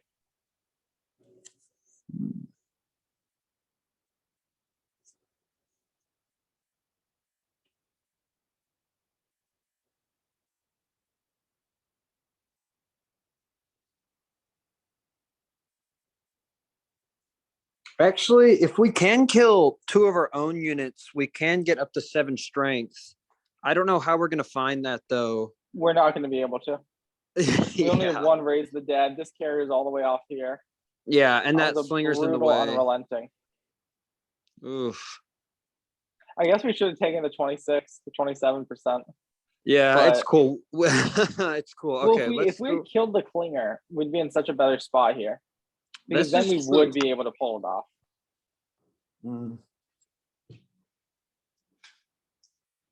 We can use that gate as a good shield. True. You think we go defensive here? Yeah. Because he's out of enrages. Honestly, yeah, we can have a pretty good defense. A lot of And choices. we just hang on to our cards. Oh well, Why not not- necessarily. If we can even kill Smeg or get some damage on Sneaks, that would be nice. Not exactly sure in what regard. Um, I don't know how we do that without dying though. yeah. Well, Well, you can raise we you can can raise raise the the dead for a dead. warrior and play Yeah. a gate and trap ourselves in the corner. Yeah, that's I mean that's honestly our best course of action.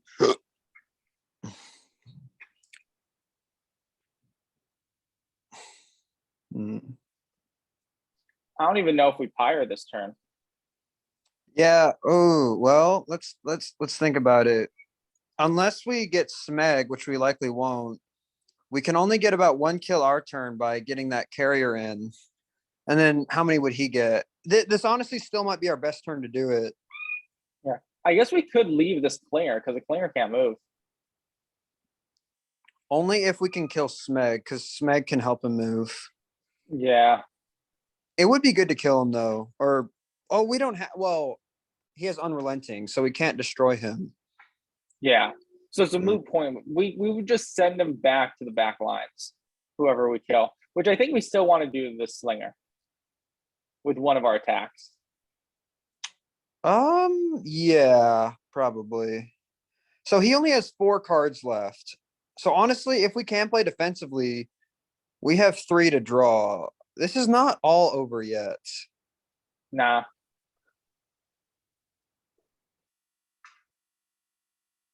We could even put an archer in front of Rhett Talus and then put some damage on sneaks, approximately 2.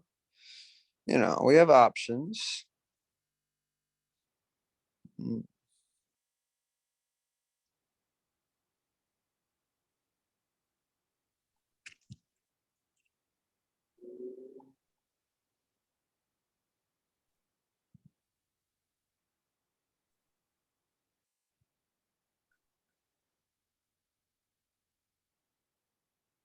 Here's an idea.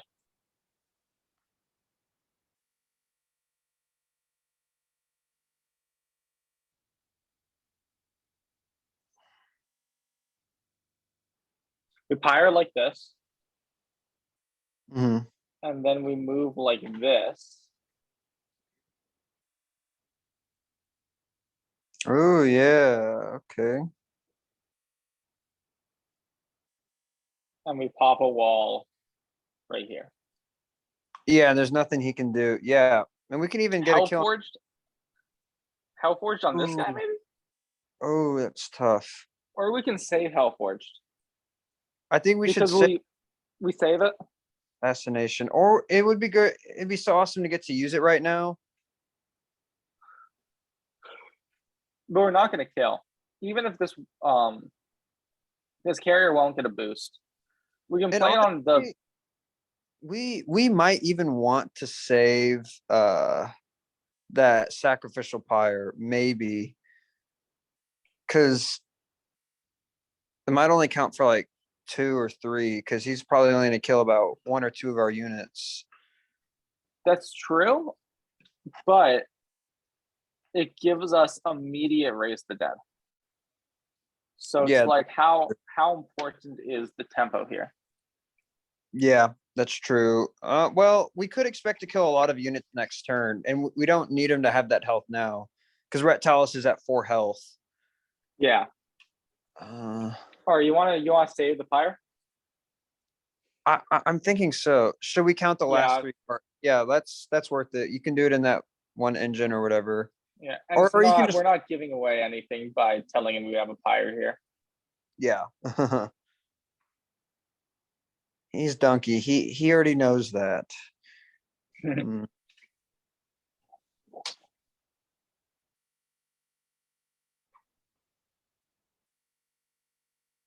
And we move up here, shift this guy over, shift this guy here.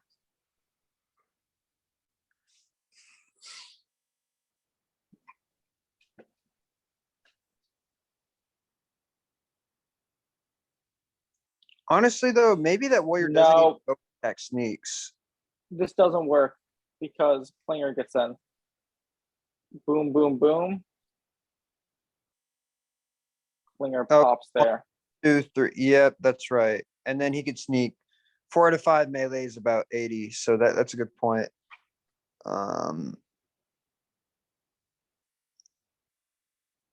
Well, here, what you could do is we could play the gate to like the left, and then you could just leave the warrior on top of Rhett. That works. And we could still kill that Klinger. That honestly, that would be a good turn to kill that Klinger then, or return it to his hand, because then he can't just use it automatically. So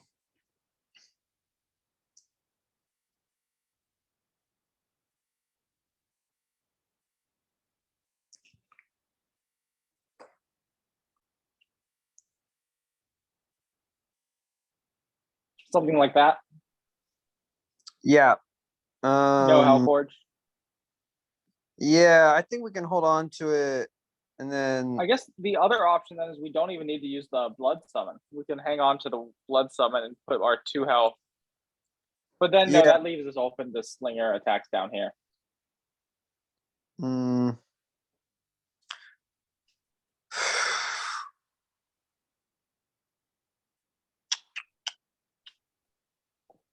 hmm. Well, and in all honesty, he can do something like, well, it'll be good if we can kill. Oh, we can't kill Smeg. Unless we use Hellforge. That might be worth it, because what he could do is Smeg on Warrior, and then like, well, unless we kill that Klinger, there's so many options for him We to kill. could use Hellforged and Pyre. And that would get Yeah. us, if we get the kill, which is 80%, as you said, that gets us 2 boosts plus him killing our dudes. Which isn't that bad. Honestly, yeah. Kingzora, no, that's you. Saving Pyre. Should we count the last 3 cards? Sure. It's worth it. Do we have any other events? Both Hellforged are out. Yeah, one Both should Pyres are out. Both Blood Summons are out. we still have Purge. So if we can keep alive as many units as we can, that'd be good. We do have a Purge coming, you're right. Do we do this and just save both of these? Or do we save everything? Do we save the Blood Summon? We only have 1 magic, right? Yeah. Mm, It would be we just move the carrier down and back.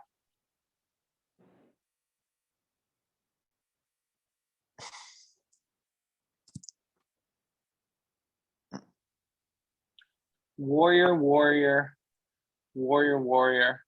There's no warrior in the starting setup. Archer, archer, archer, archer. We have an archer coming. Cultist, cultist, cultist, cultist. Is there a cultist in the starting setup? no, there's only 4. I think it's an archer and a carrier. And then it would be good to save that Pyre, because Yeah, it's especially an if we're gonna archer. get like a, if we're gonna get like a It's an Purge archer, a combo. carrier, and a purge. You're right. Okay.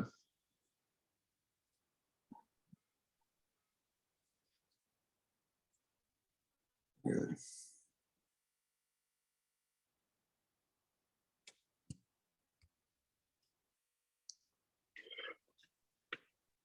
I think we use the Hellforge to get rid of Smeg because Relentless is so powerful. And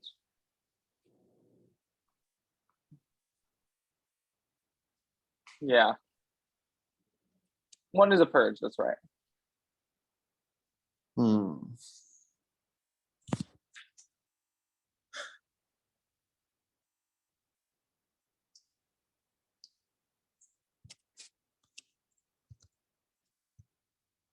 Technically, we can summon something else here. We can always go. No, because you don't have a second archer. I mean, we could go the Hail Mary to try to hope for Hellforge curse attacks, so we can attack with an archer afterwards. But I think that's even lower odds than continuing to play defensive. Oh, You gotta go oh, ace guy, no worries. well, hey, real quick. Do you mean like hoping that the warrior gets killed with the Hellforged weapon? Yeah, Oh, and then soul shifting an archer? yep. It's possible. It's The odds are real possible. low. Yeah. You need to get like what, 4 out of 6 special. And then Yeah, also you which need to is, get some hits anyways. and if you're Yeah. getting special, there's only a 50-50 of a hit. Right. That dreaded special bow die roll, Yeah.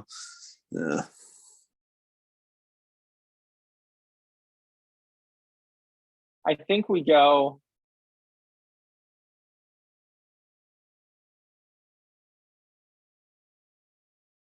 I think we save our stuff here.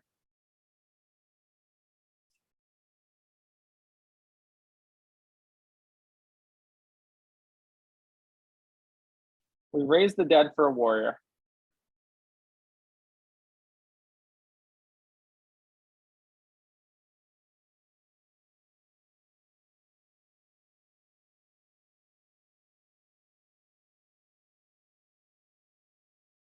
And we just hunker down here.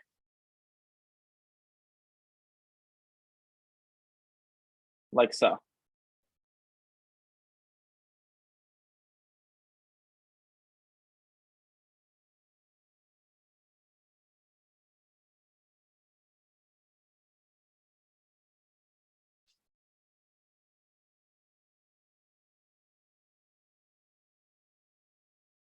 No, because they'll be able to get the down with the slinger.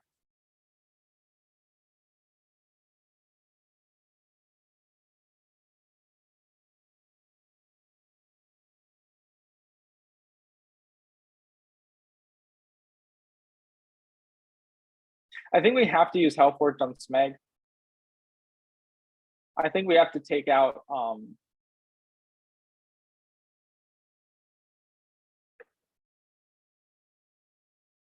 all of the slingers.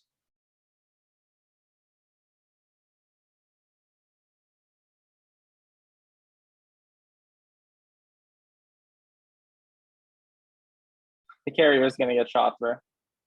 Gate above reg, warrior still gets to attack Smeg, yeah. Which means we do use Pyre. Which means we do use Blood Summon.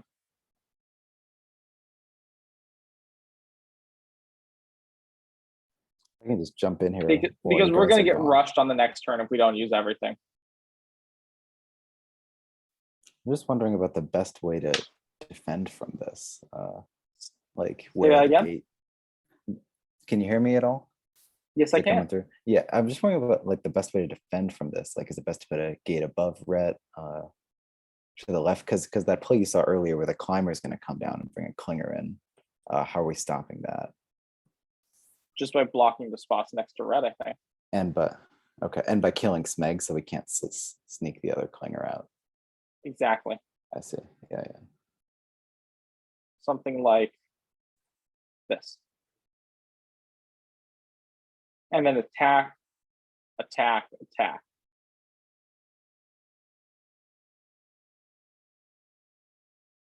And then he's left with the prisoner's dilemma of, does he kill our stuff and give us boosts?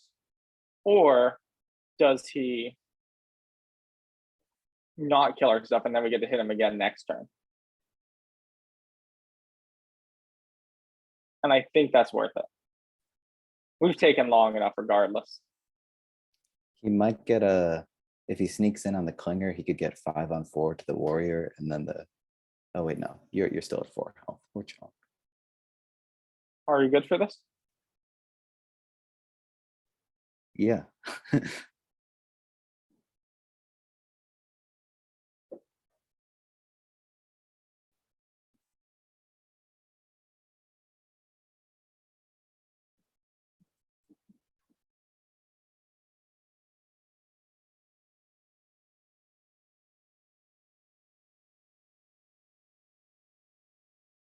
Oh, that's not good.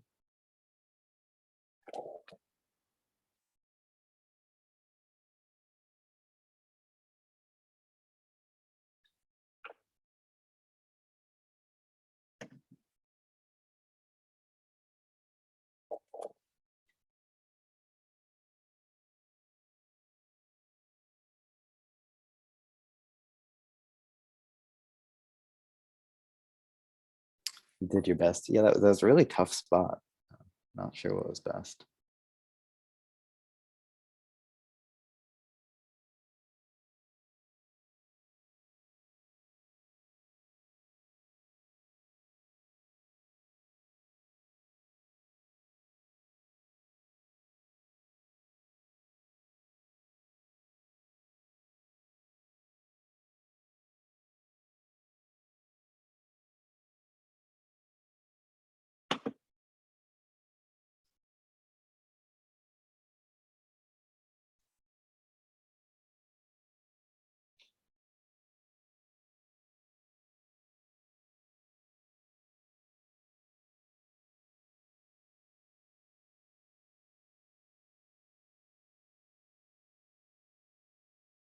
Hmm.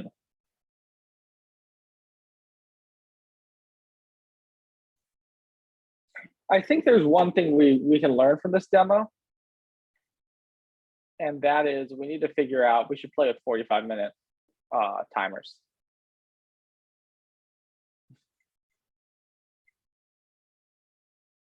Maybe it makes it more intense, like the discussion, but I think it'll make for a better viewing experience.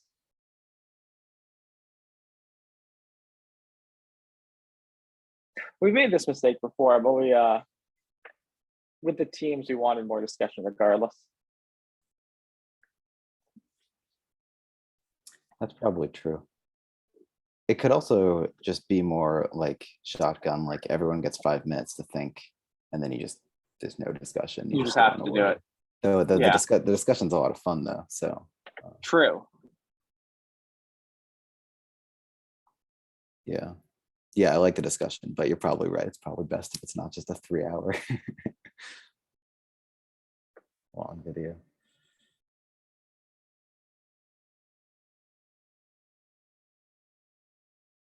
I guess it's good, podcasting.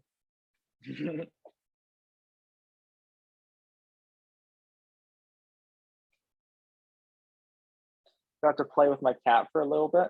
Dunky's not taking too long, which I appreciate. We've taken 67 minutes. He's taken 40, 39.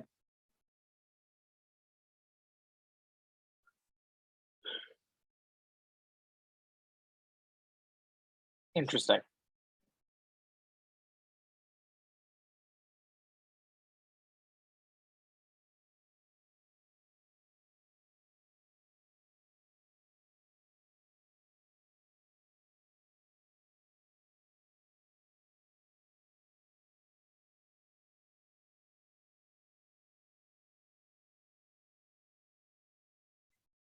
Oh, I think shoot, that's move phase. This is summon phase.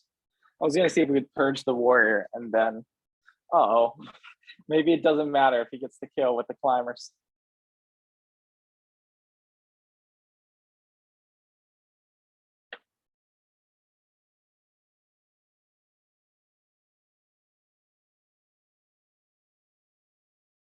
Yep.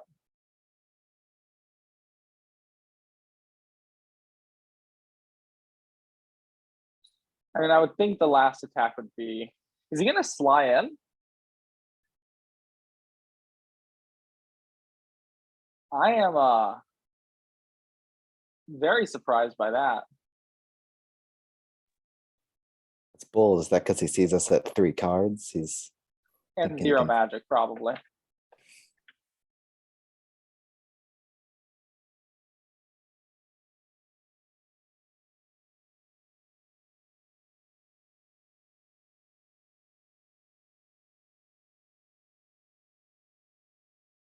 Well, we do get to heal to 8. So that is nice. I think we raise a warrior here. Because we can't play anything. We're not going to purge. So now we just need to decide what to raise. I think we go warrior. I think we hit sneaks in the face. Would you agree with that? thinking about hitting the climber for a second, but Yeah, it's not looking good. Because I feels like the only way out would be to somehow turn this around with carriers. That's But- true. We could hit the climber. Because Yeah, he'll but teleport him out and we can't get to him. Except we do have the archer, so I know we're not going to get to him. So warrior to climber? I'm thinking about it. We can't move. We're not building structures. So we have one decision here. Still take 10 What's minutes on chat that saying? one. Our only chance is having a carry engine since he's low on cards. Yeah, let's go. Let's hit the climber. Going once, going twice. Do it. And I still think it's worth it to summon the warrior here because he's got more health. But and I don't think we discard anything here. We could discard the archer to get magic for a carrier. Maybe we do that. Maybe we Yeah. ditch the purge. We could ditch the purge. I like that. Ditch the purge. Because Yeah, we're just not going to have enough. We don't want to thin our herd. yeah, is there any possible use for that next turn? I'm not seeing it, but maybe. Nah. All right. Oh wait, going once, going twice. Sold. The game picks up now. That's nice. Yeah, build purge. Cool, cool, cool. So we've got 2 decisions to make on the entire turn. We can.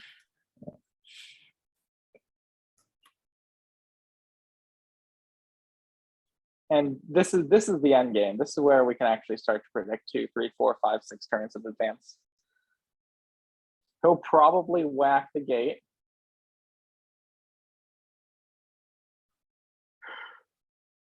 If the warrior dies, we summon a carrier and we try to get carrier spams. If the warrior doesn't die, we hit sneaks. I think that's the plan. Because we want that 1 health climber.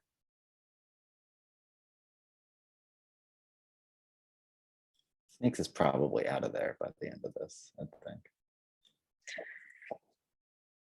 With the one attack. I don't know, he's got to get these units out though, because if he doesn't, we can pop a carrier here. We can pop a carrier here.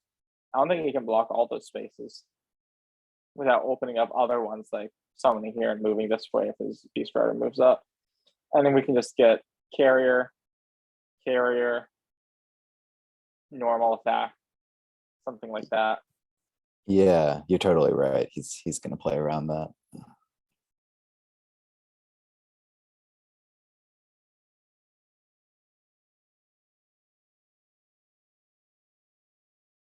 That makes sense. But it still leaves this spot, which I'm sure he's aware of. He's also aware, like, he can't block every single spot that there is.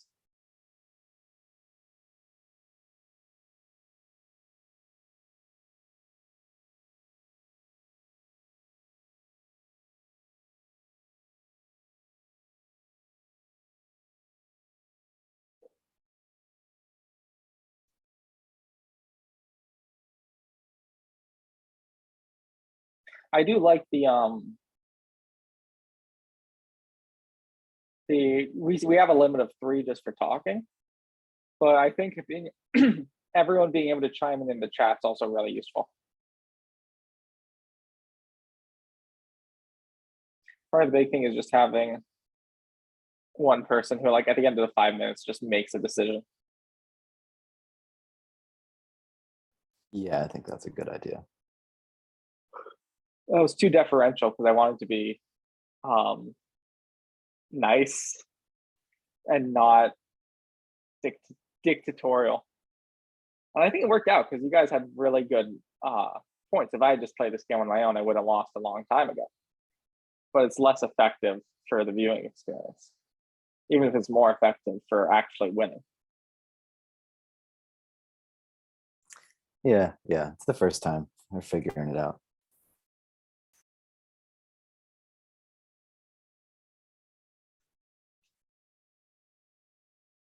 2, okay.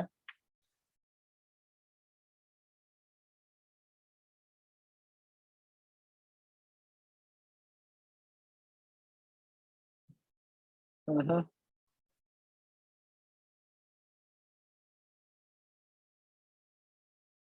Mm-hmm. We might still pop a warrior because we'll have 2 attacks with the these guys here, and we just want the big buff unit here to avoid that slinger doing damage through. What Really, I'm thinking is pop the carrier here, pop a warrior here. How's that sound? You sure we don't want to pop a carrier? Maybe try to take out the slinger or the clinger, because we do have. I mean, we have 4 health. That might take an attack, even if he gets to us. The problem with that though is it leaves open the ability to get surrounded, and he'll be able to like just shift the climber back and forth, teleport the clinger in here, attack with 2, and then attack with his sneaks 3 again. That's 5 attack on our 4 health summoner. Melee. What if red moved up 1 space? That's still possible. He can get the climber You just get the behind climber us. right in. Yeah. And then it's a matter of time. All right. Yeah, that makes sense.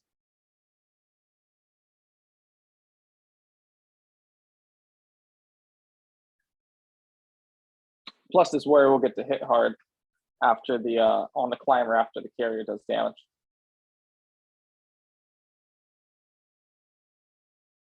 So carrier to Smeg, Smeg carrier to climber, warrior to climber. Sound good? I like it.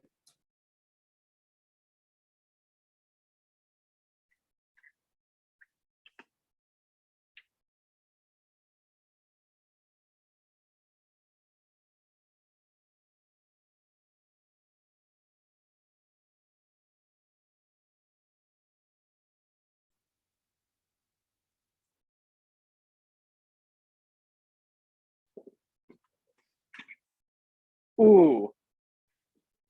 That hurts. Well, they can't all be winners. It's crazy how quickly the carriers take back the board, though. Like, Yeah, they're so good. it was looking so bad a second ago, and now we've got a chance. Now we have 5 units. We used to have 2.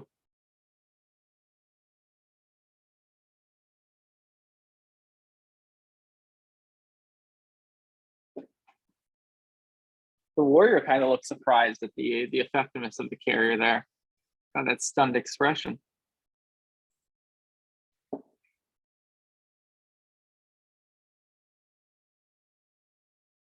That makes sense.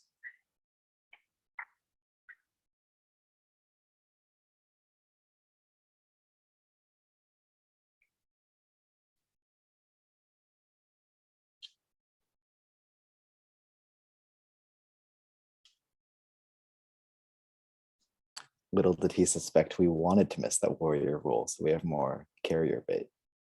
Ooh. And he can't get the climber out of there.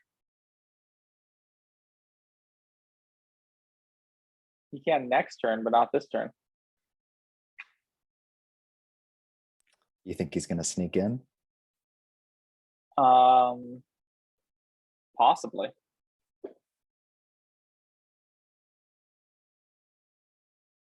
Probably depends on how behind he's feeling right now. I mean, we don't really have assassination potential. He doesn't know the last card, but he knows it's not going to be Hellforged because we played both of them. Yeah, I feel like he really has to get that climber out of there. He's going for it.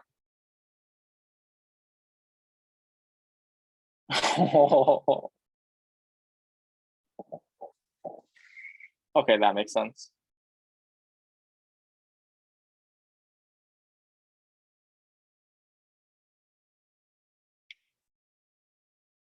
I mean, yeah, even with the oh, he's taking down that one. All right, I'm cool with that. I'd rather him kill that one than get the 3 health one.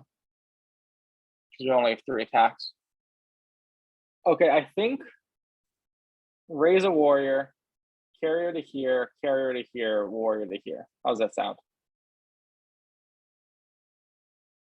My instinct is always carrier first, but I could, Carrier first. but you want more health. I see that. Yeah, what are you planning on attack? So one on the climber, one on the clinger. Is there anything else we want to attack?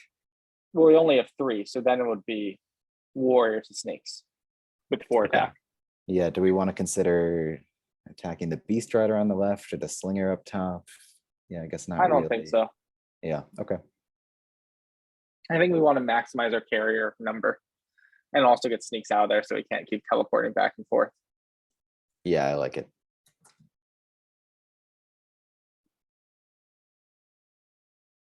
No moves.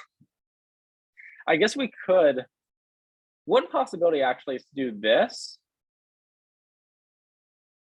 and not even attack sneaks, just go for 3 carriers.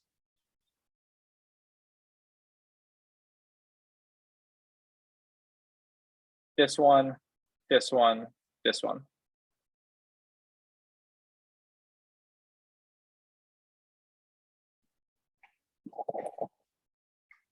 How's that sound?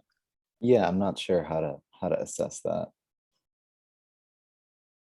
Because we can't get any more warriors here. Yeah, I suppose that's probably better. Oh shit, he's at 6. We're about to get eaten. We're gonna get Ethan. Yeah, so I guess the more units, the better at this point.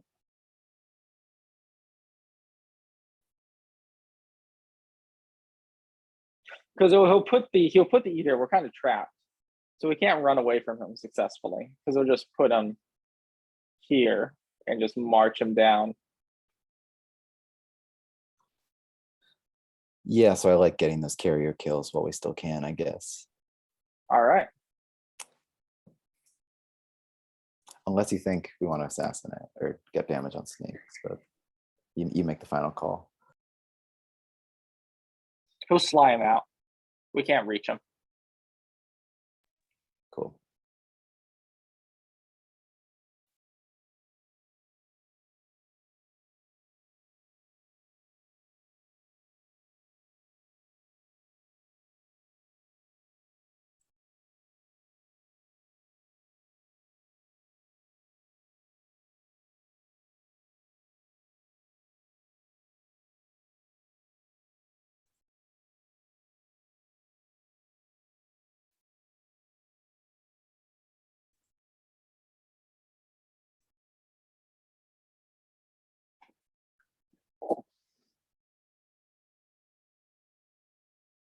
Now that is all of our carriers, so we can't get any more infects unless some Not the worst problem to have. die.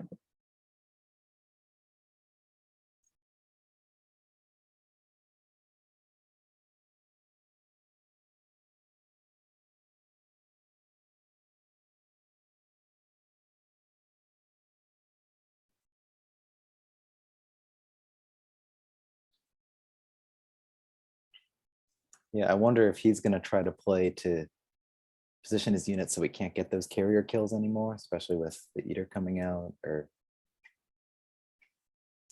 It's possible. yeah, I'm not sure how we do that. I mean, I'm expecting the eater this turn, probably here, and then just move here with a climber, or you can do a clinger there, sure. If he doesn't have the eater, it's very good news for us. Because he's only got 1 card left. There's no way he wouldn't play it right now if he has it. If he had dished it right at the start, it's Yeah. possible. I feel like this means he doesn't have it if he's not playing it this turn. He's not playing it already. Yeah. And that is very, very good news for us.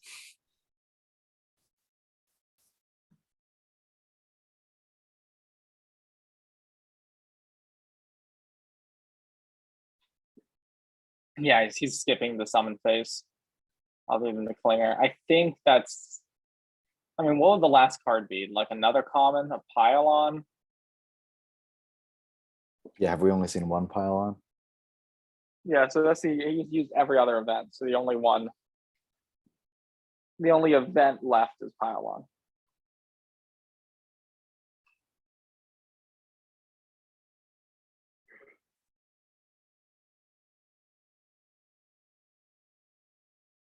Yeah, this is why you go defensive with the Fallen Kingdom against Cave Goblins. I was doubting myself. Yeah, no, when you guys were talking in the beginning, I feel like Fallen Kingdom's just really consistent. Like I can always play it the way I want to. Like Yeah, if I have to, yeah. he does get the 3. I'm guessing he'll slam the slinger. Yep. Oh. Okay. And gets it. So that's why we have those carries, is we can't raise the dead anymore.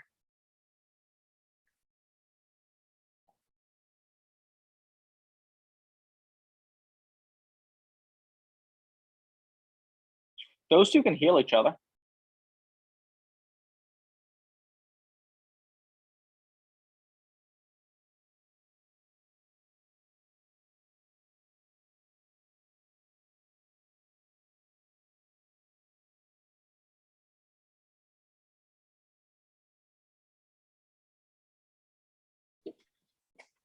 Yeah, so we got to attack that slinger, right? So then that leaves Yeah. 2 more. Yeah, debating. I really I- like the heal. I But- expected those carriers to die, so we won't actually get to zombify the slinger because we have no carriers. Oh, in the that's discard. true. So that's an issue then. So we got to move something in front of Rhett, or do we? Because yeah, we do. I guess this is where the purge would be useful.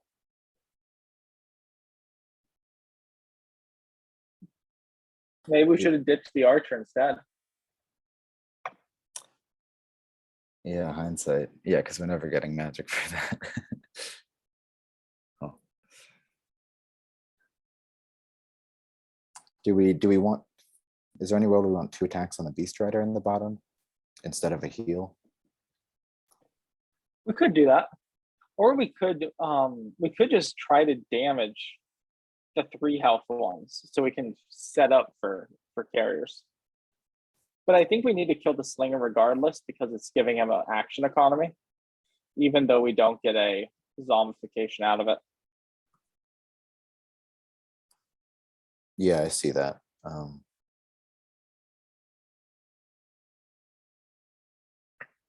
In some ways, it might have been good luck that it would be best luck if he killed 2 carriers, but it's good luck that he didn't kill either. Because now they're stuck at 1 health.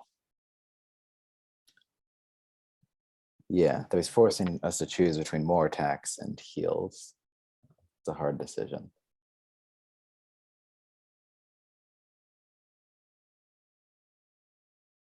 Maybe split the difference, like attack a slinger, get a heal, and then attack 1 rider.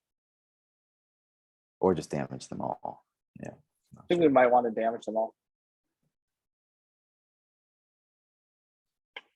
Oh, it's our turn. Sick. No summon. This is an obvious move. Yeah.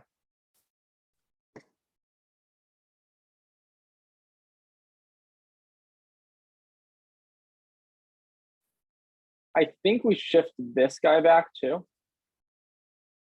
Yeah, because then he can't kill it. It's either that or shifting this one left or this left one to the right. Either way works. I kind of like the think- back just because then it can't be attacked on 2 sides. What were you about to say? Yeah, I agree with that. And then we could do this.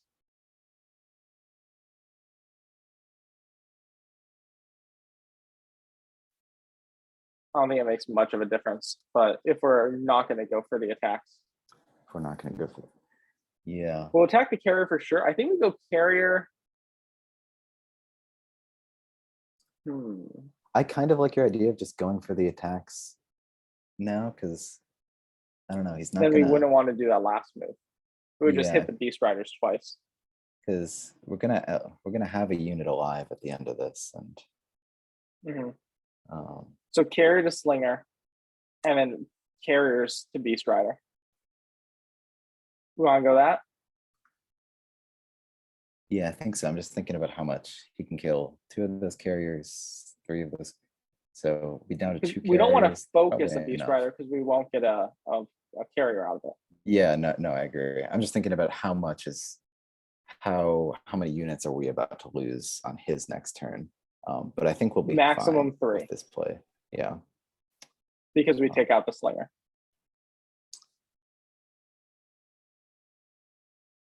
Yeah, I think I like it.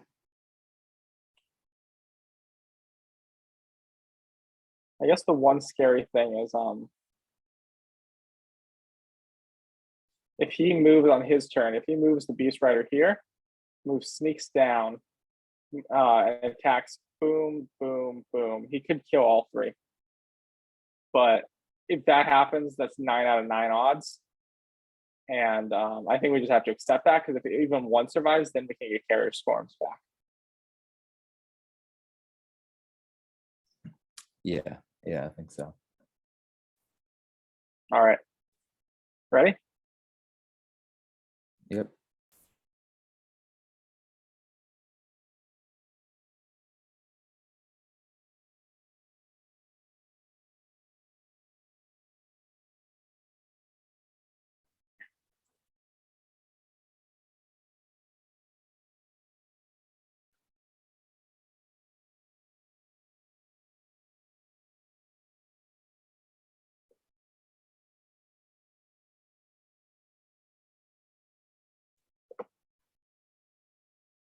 Just realized we've been fighting Doug this whole time.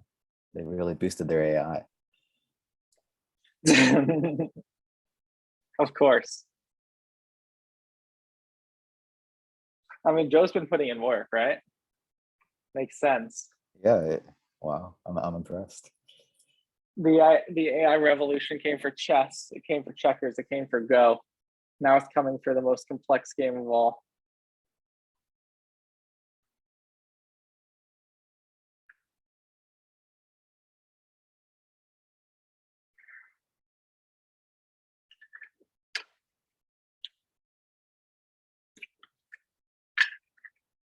Yep.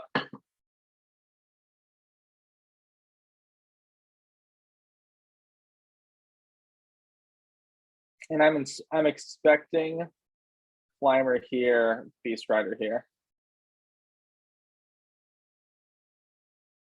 Oh.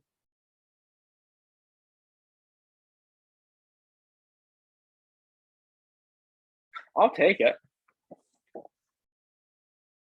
Yeah, I guess that makes sense. He's just wants to put the low health units somewhere else. And he's gonna attack the top 2 left ones. I think that's a mistake on Dunky's part. Why you say that? I think he should have gone with the 9 out of 9. Although that's big for him. So maybe I don't know what I'm talking about. No one does. Hmm.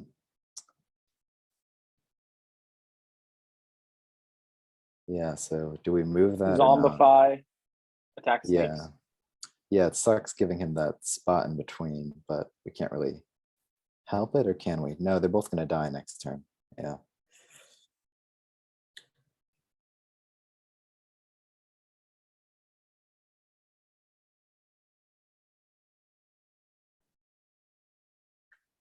Yeah, it turns out it wasn't a mistake at all. Turns out he knows what turns he's doing. Turns out that arguably the best player, definitely top 2 in the world, knows what they're doing when it comes to this game.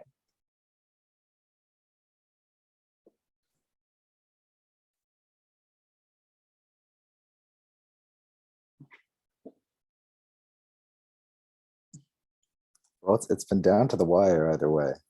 Put up a Yeah. good fight. And I do like seeing the clinger there.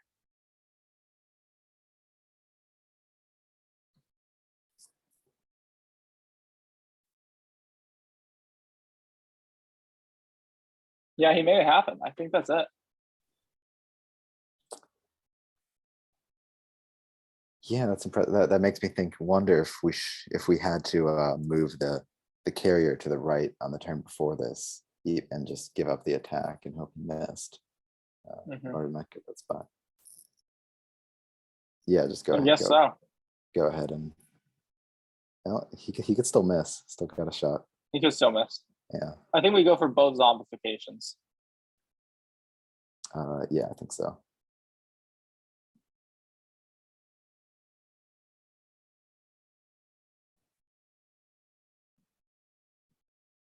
Yeah.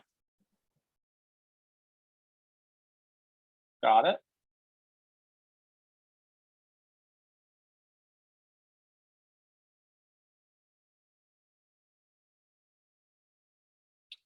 So you're saying there's a chance. I think we attack the climber here. Yeah, definitely. Maybe not. Maybe we attack sneaks. Because then if he goes in and he misses, then we can hit him with 4. Yeah, because he's definitely gonna go in. Yeah, you're right.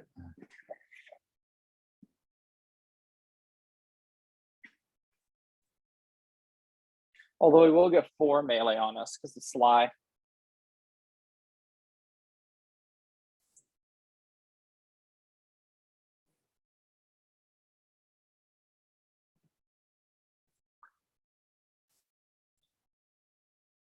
Yeah, if he whiffs, if he goes 2 out of 4, he does not.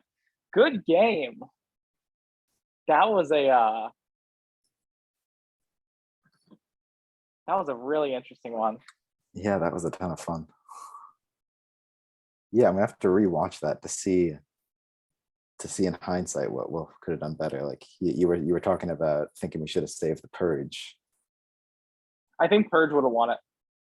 Because Yeah, we could have purged the 1 health carriers. And then we just didn't consider that we wouldn't get magic because of infect. Or soulless, I should say. yeah, that was a pretty big misplay. That was the difference. We just didn't see it. We were all so exhausted that after there's 25 turns in that game. Wow. Which most of these are like, what, 10, 15? Yeah, props to Dunky for sticking through with all that. Oh yeah. Yeah. Yeah, that was a 5 against 1. It was me, Ciabatta, Aceguy, kingzora, Ben 10, and TheRealLlama, all against Dunky. And Dunky came out in a matchup that was favorable for the team, Fallen Kingdom versus Cave Goblins. Can you hear me? And Dunky came out victorious. Yeah, we can. Hello. Hello. That was a great match. Definitely. Thank you for joining us.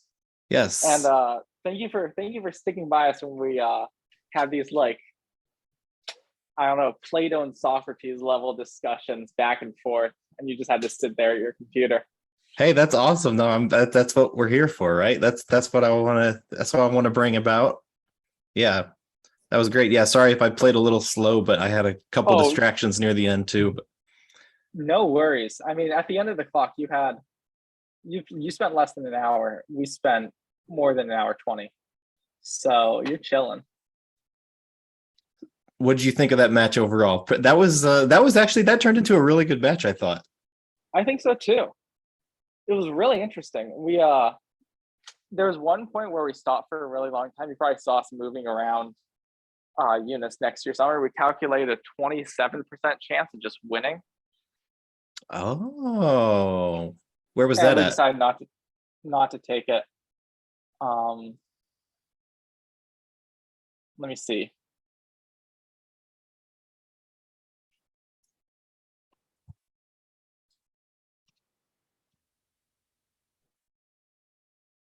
Not there. That was when we started the spam. We're also talking about at the end here, we discarded a purge in favor of an archer, forgetting that we're not going to have any more magic for the rest of the game. And yeah, that was a mistake. Could have done something with the purge near the end. Yeah, Oh, right here. Okay. This was turn 11. We calculated. Let me get that. Okay, cool. We calculated that what we could do was get our warrior. Mm-hmm. 11, 7 for a second. Is this the turn? Yeah, this was the turn.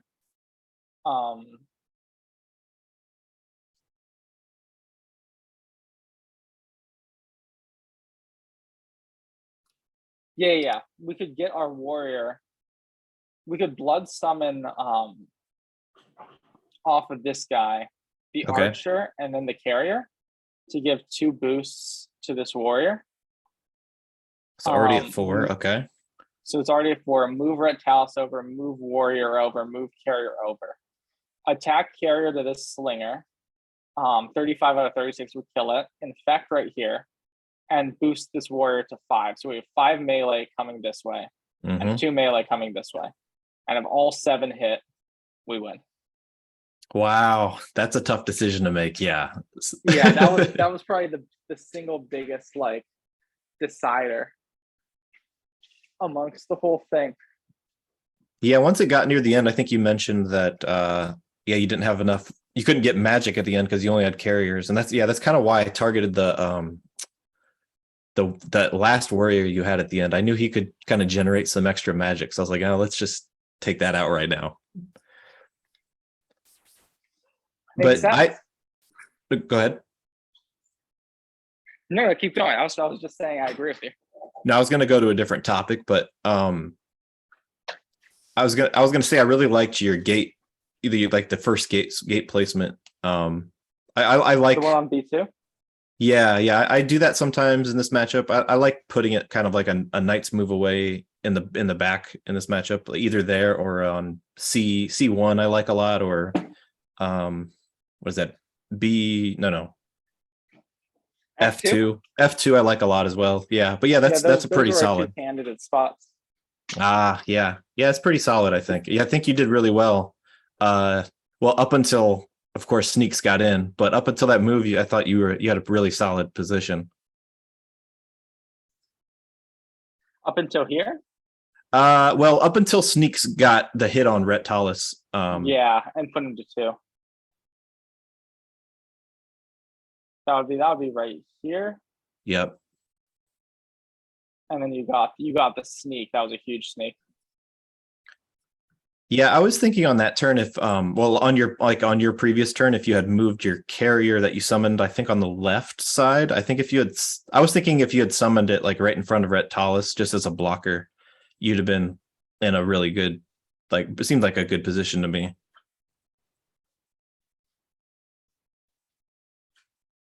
It was definitely a lot of different things.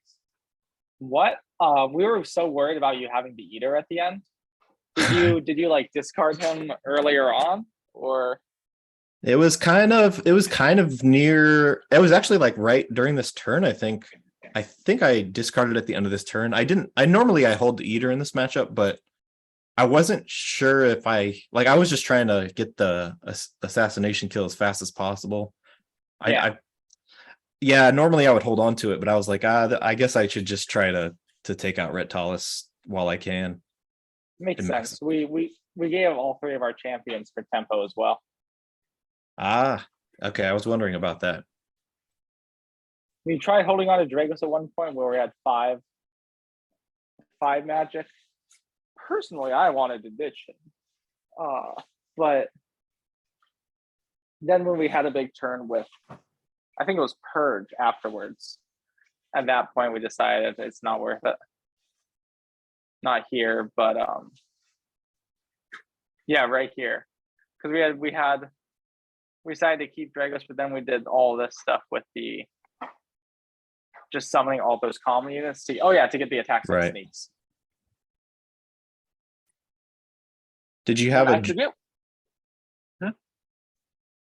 was your draw? Did you like your draw that game? I thought it was kind of a strange draw from my perspective. I was like, wow, he's getting some weird, probably not getting the cards he wanted, but there were some weird ones. The events we got commons at the right time, but events at the wrong time. Yeah. No, Pirate. fortunately, nothing like a sacrificial pirate at the top, but like we would have purges when we had no magic and stuff like that. But I shouldn't complain too much because our first couple hands were really solid.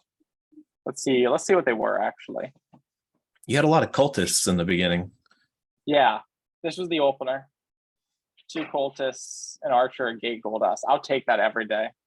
Yeah. And Yeah, then, you established a pretty good, like, solid defense in the beginning with those commons. yeah, here was my second hand. And then here's the third hand. And your purge turn was really good too. I can't remember the first purge turn. Whatever turn that was, that hit me pretty hard. Thank you. Here it is. No purge? I can't think. It was earlier. I don't know when. Yeah, turn 4, I think. Yeah, this one right here. Yeah, we were feeling really confident at the start. Like, this match is going suspiciously well. and then you turned on the Dunky factor.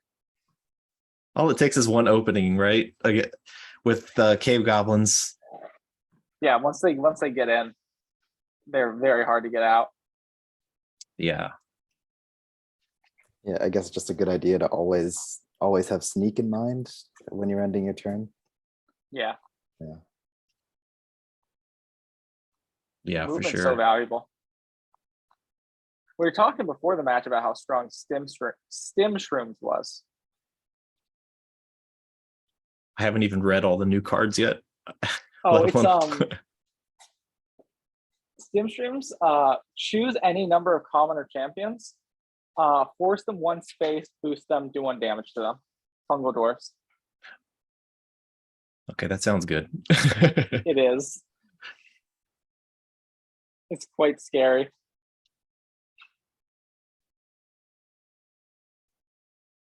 All right, well, I just heard the sound from my headphones on low battery, which makes sense given the marathon this was. Very fun marathon, but so are there any other thoughts or things you'd like to share with the viewers at home before we wrap this up? No, that was just a great match. I'll be training with the fungal doors and the Eternal Council, trying to learn them as fast as possible. Yeah, every new faction release is really making this game a lot better. I feel like it's really great. Definitely. Also, I just started to wrap it up, but then I realized a question I had, which was, why did you pick Fallen Kingdom first and then Cave Goblin second for your faction choices? Yeah, Fallen Kingdom's probably my favorite faction, and I personally think they're really, really strong. I think they're they feel like a pretty solid pick to me, and yeah, I don't know, for some reason they fit my play style. Like, I do like to play aggressive, and they can get aggressive. And same with the Cave Goblins. That's why I picked Cave Goblins as well. I prefer more aggressive factions myself. It's more fun, I think. It is more fun. That's pretty much it. Yeah. You get to charge. Yeah, I think really the only thing that stood out to me was I think it was your turn number 8 when you summoned a carrier on the left side. I don't know if you have enough battery to make it through, but yeah, this one. Yeah. Just when I saw the carrier on the left side, I was like, okay. I was thinking it's probably not doing a lot there. I was just thinking, like, if it blocked in front of Rhett Tallis, I was thinking he'd be a lot safer. Yeah, because then you got the sneak in. Yeah. We wanted the economy game, but we didn't think about the pressure that sneak would put with the clinger there. Right. But yeah, that was a great match though. Yeah, and if you end up looking through the game again, Dunky, and you see anything else that you'd point out that you would have done differently, I'd be curious to hear it. I'll definitely do that. Sweet. Yeah, should I just play it through one more time, or should we call it? I'll leave it up to you. I'm sure it's been long already, so if you want to call it, that's fine. That makes sense. We've taken enough time, and I'm sure we have the analysis as it is. for everybody to listen to. I'll, All right, I'll be well, thank listening you. back. I'll be Yeah. listening to your guys' thoughts on this, and yeah, that'd be interesting. Heck yeah. And also, so thank you to Dunky first off, and thank you to my teammates, Ben 10, Aceguy, kingzora, TheRealLlama. I'm Ciabatta, and have a wonderful night. Thanks. Stop the recording now.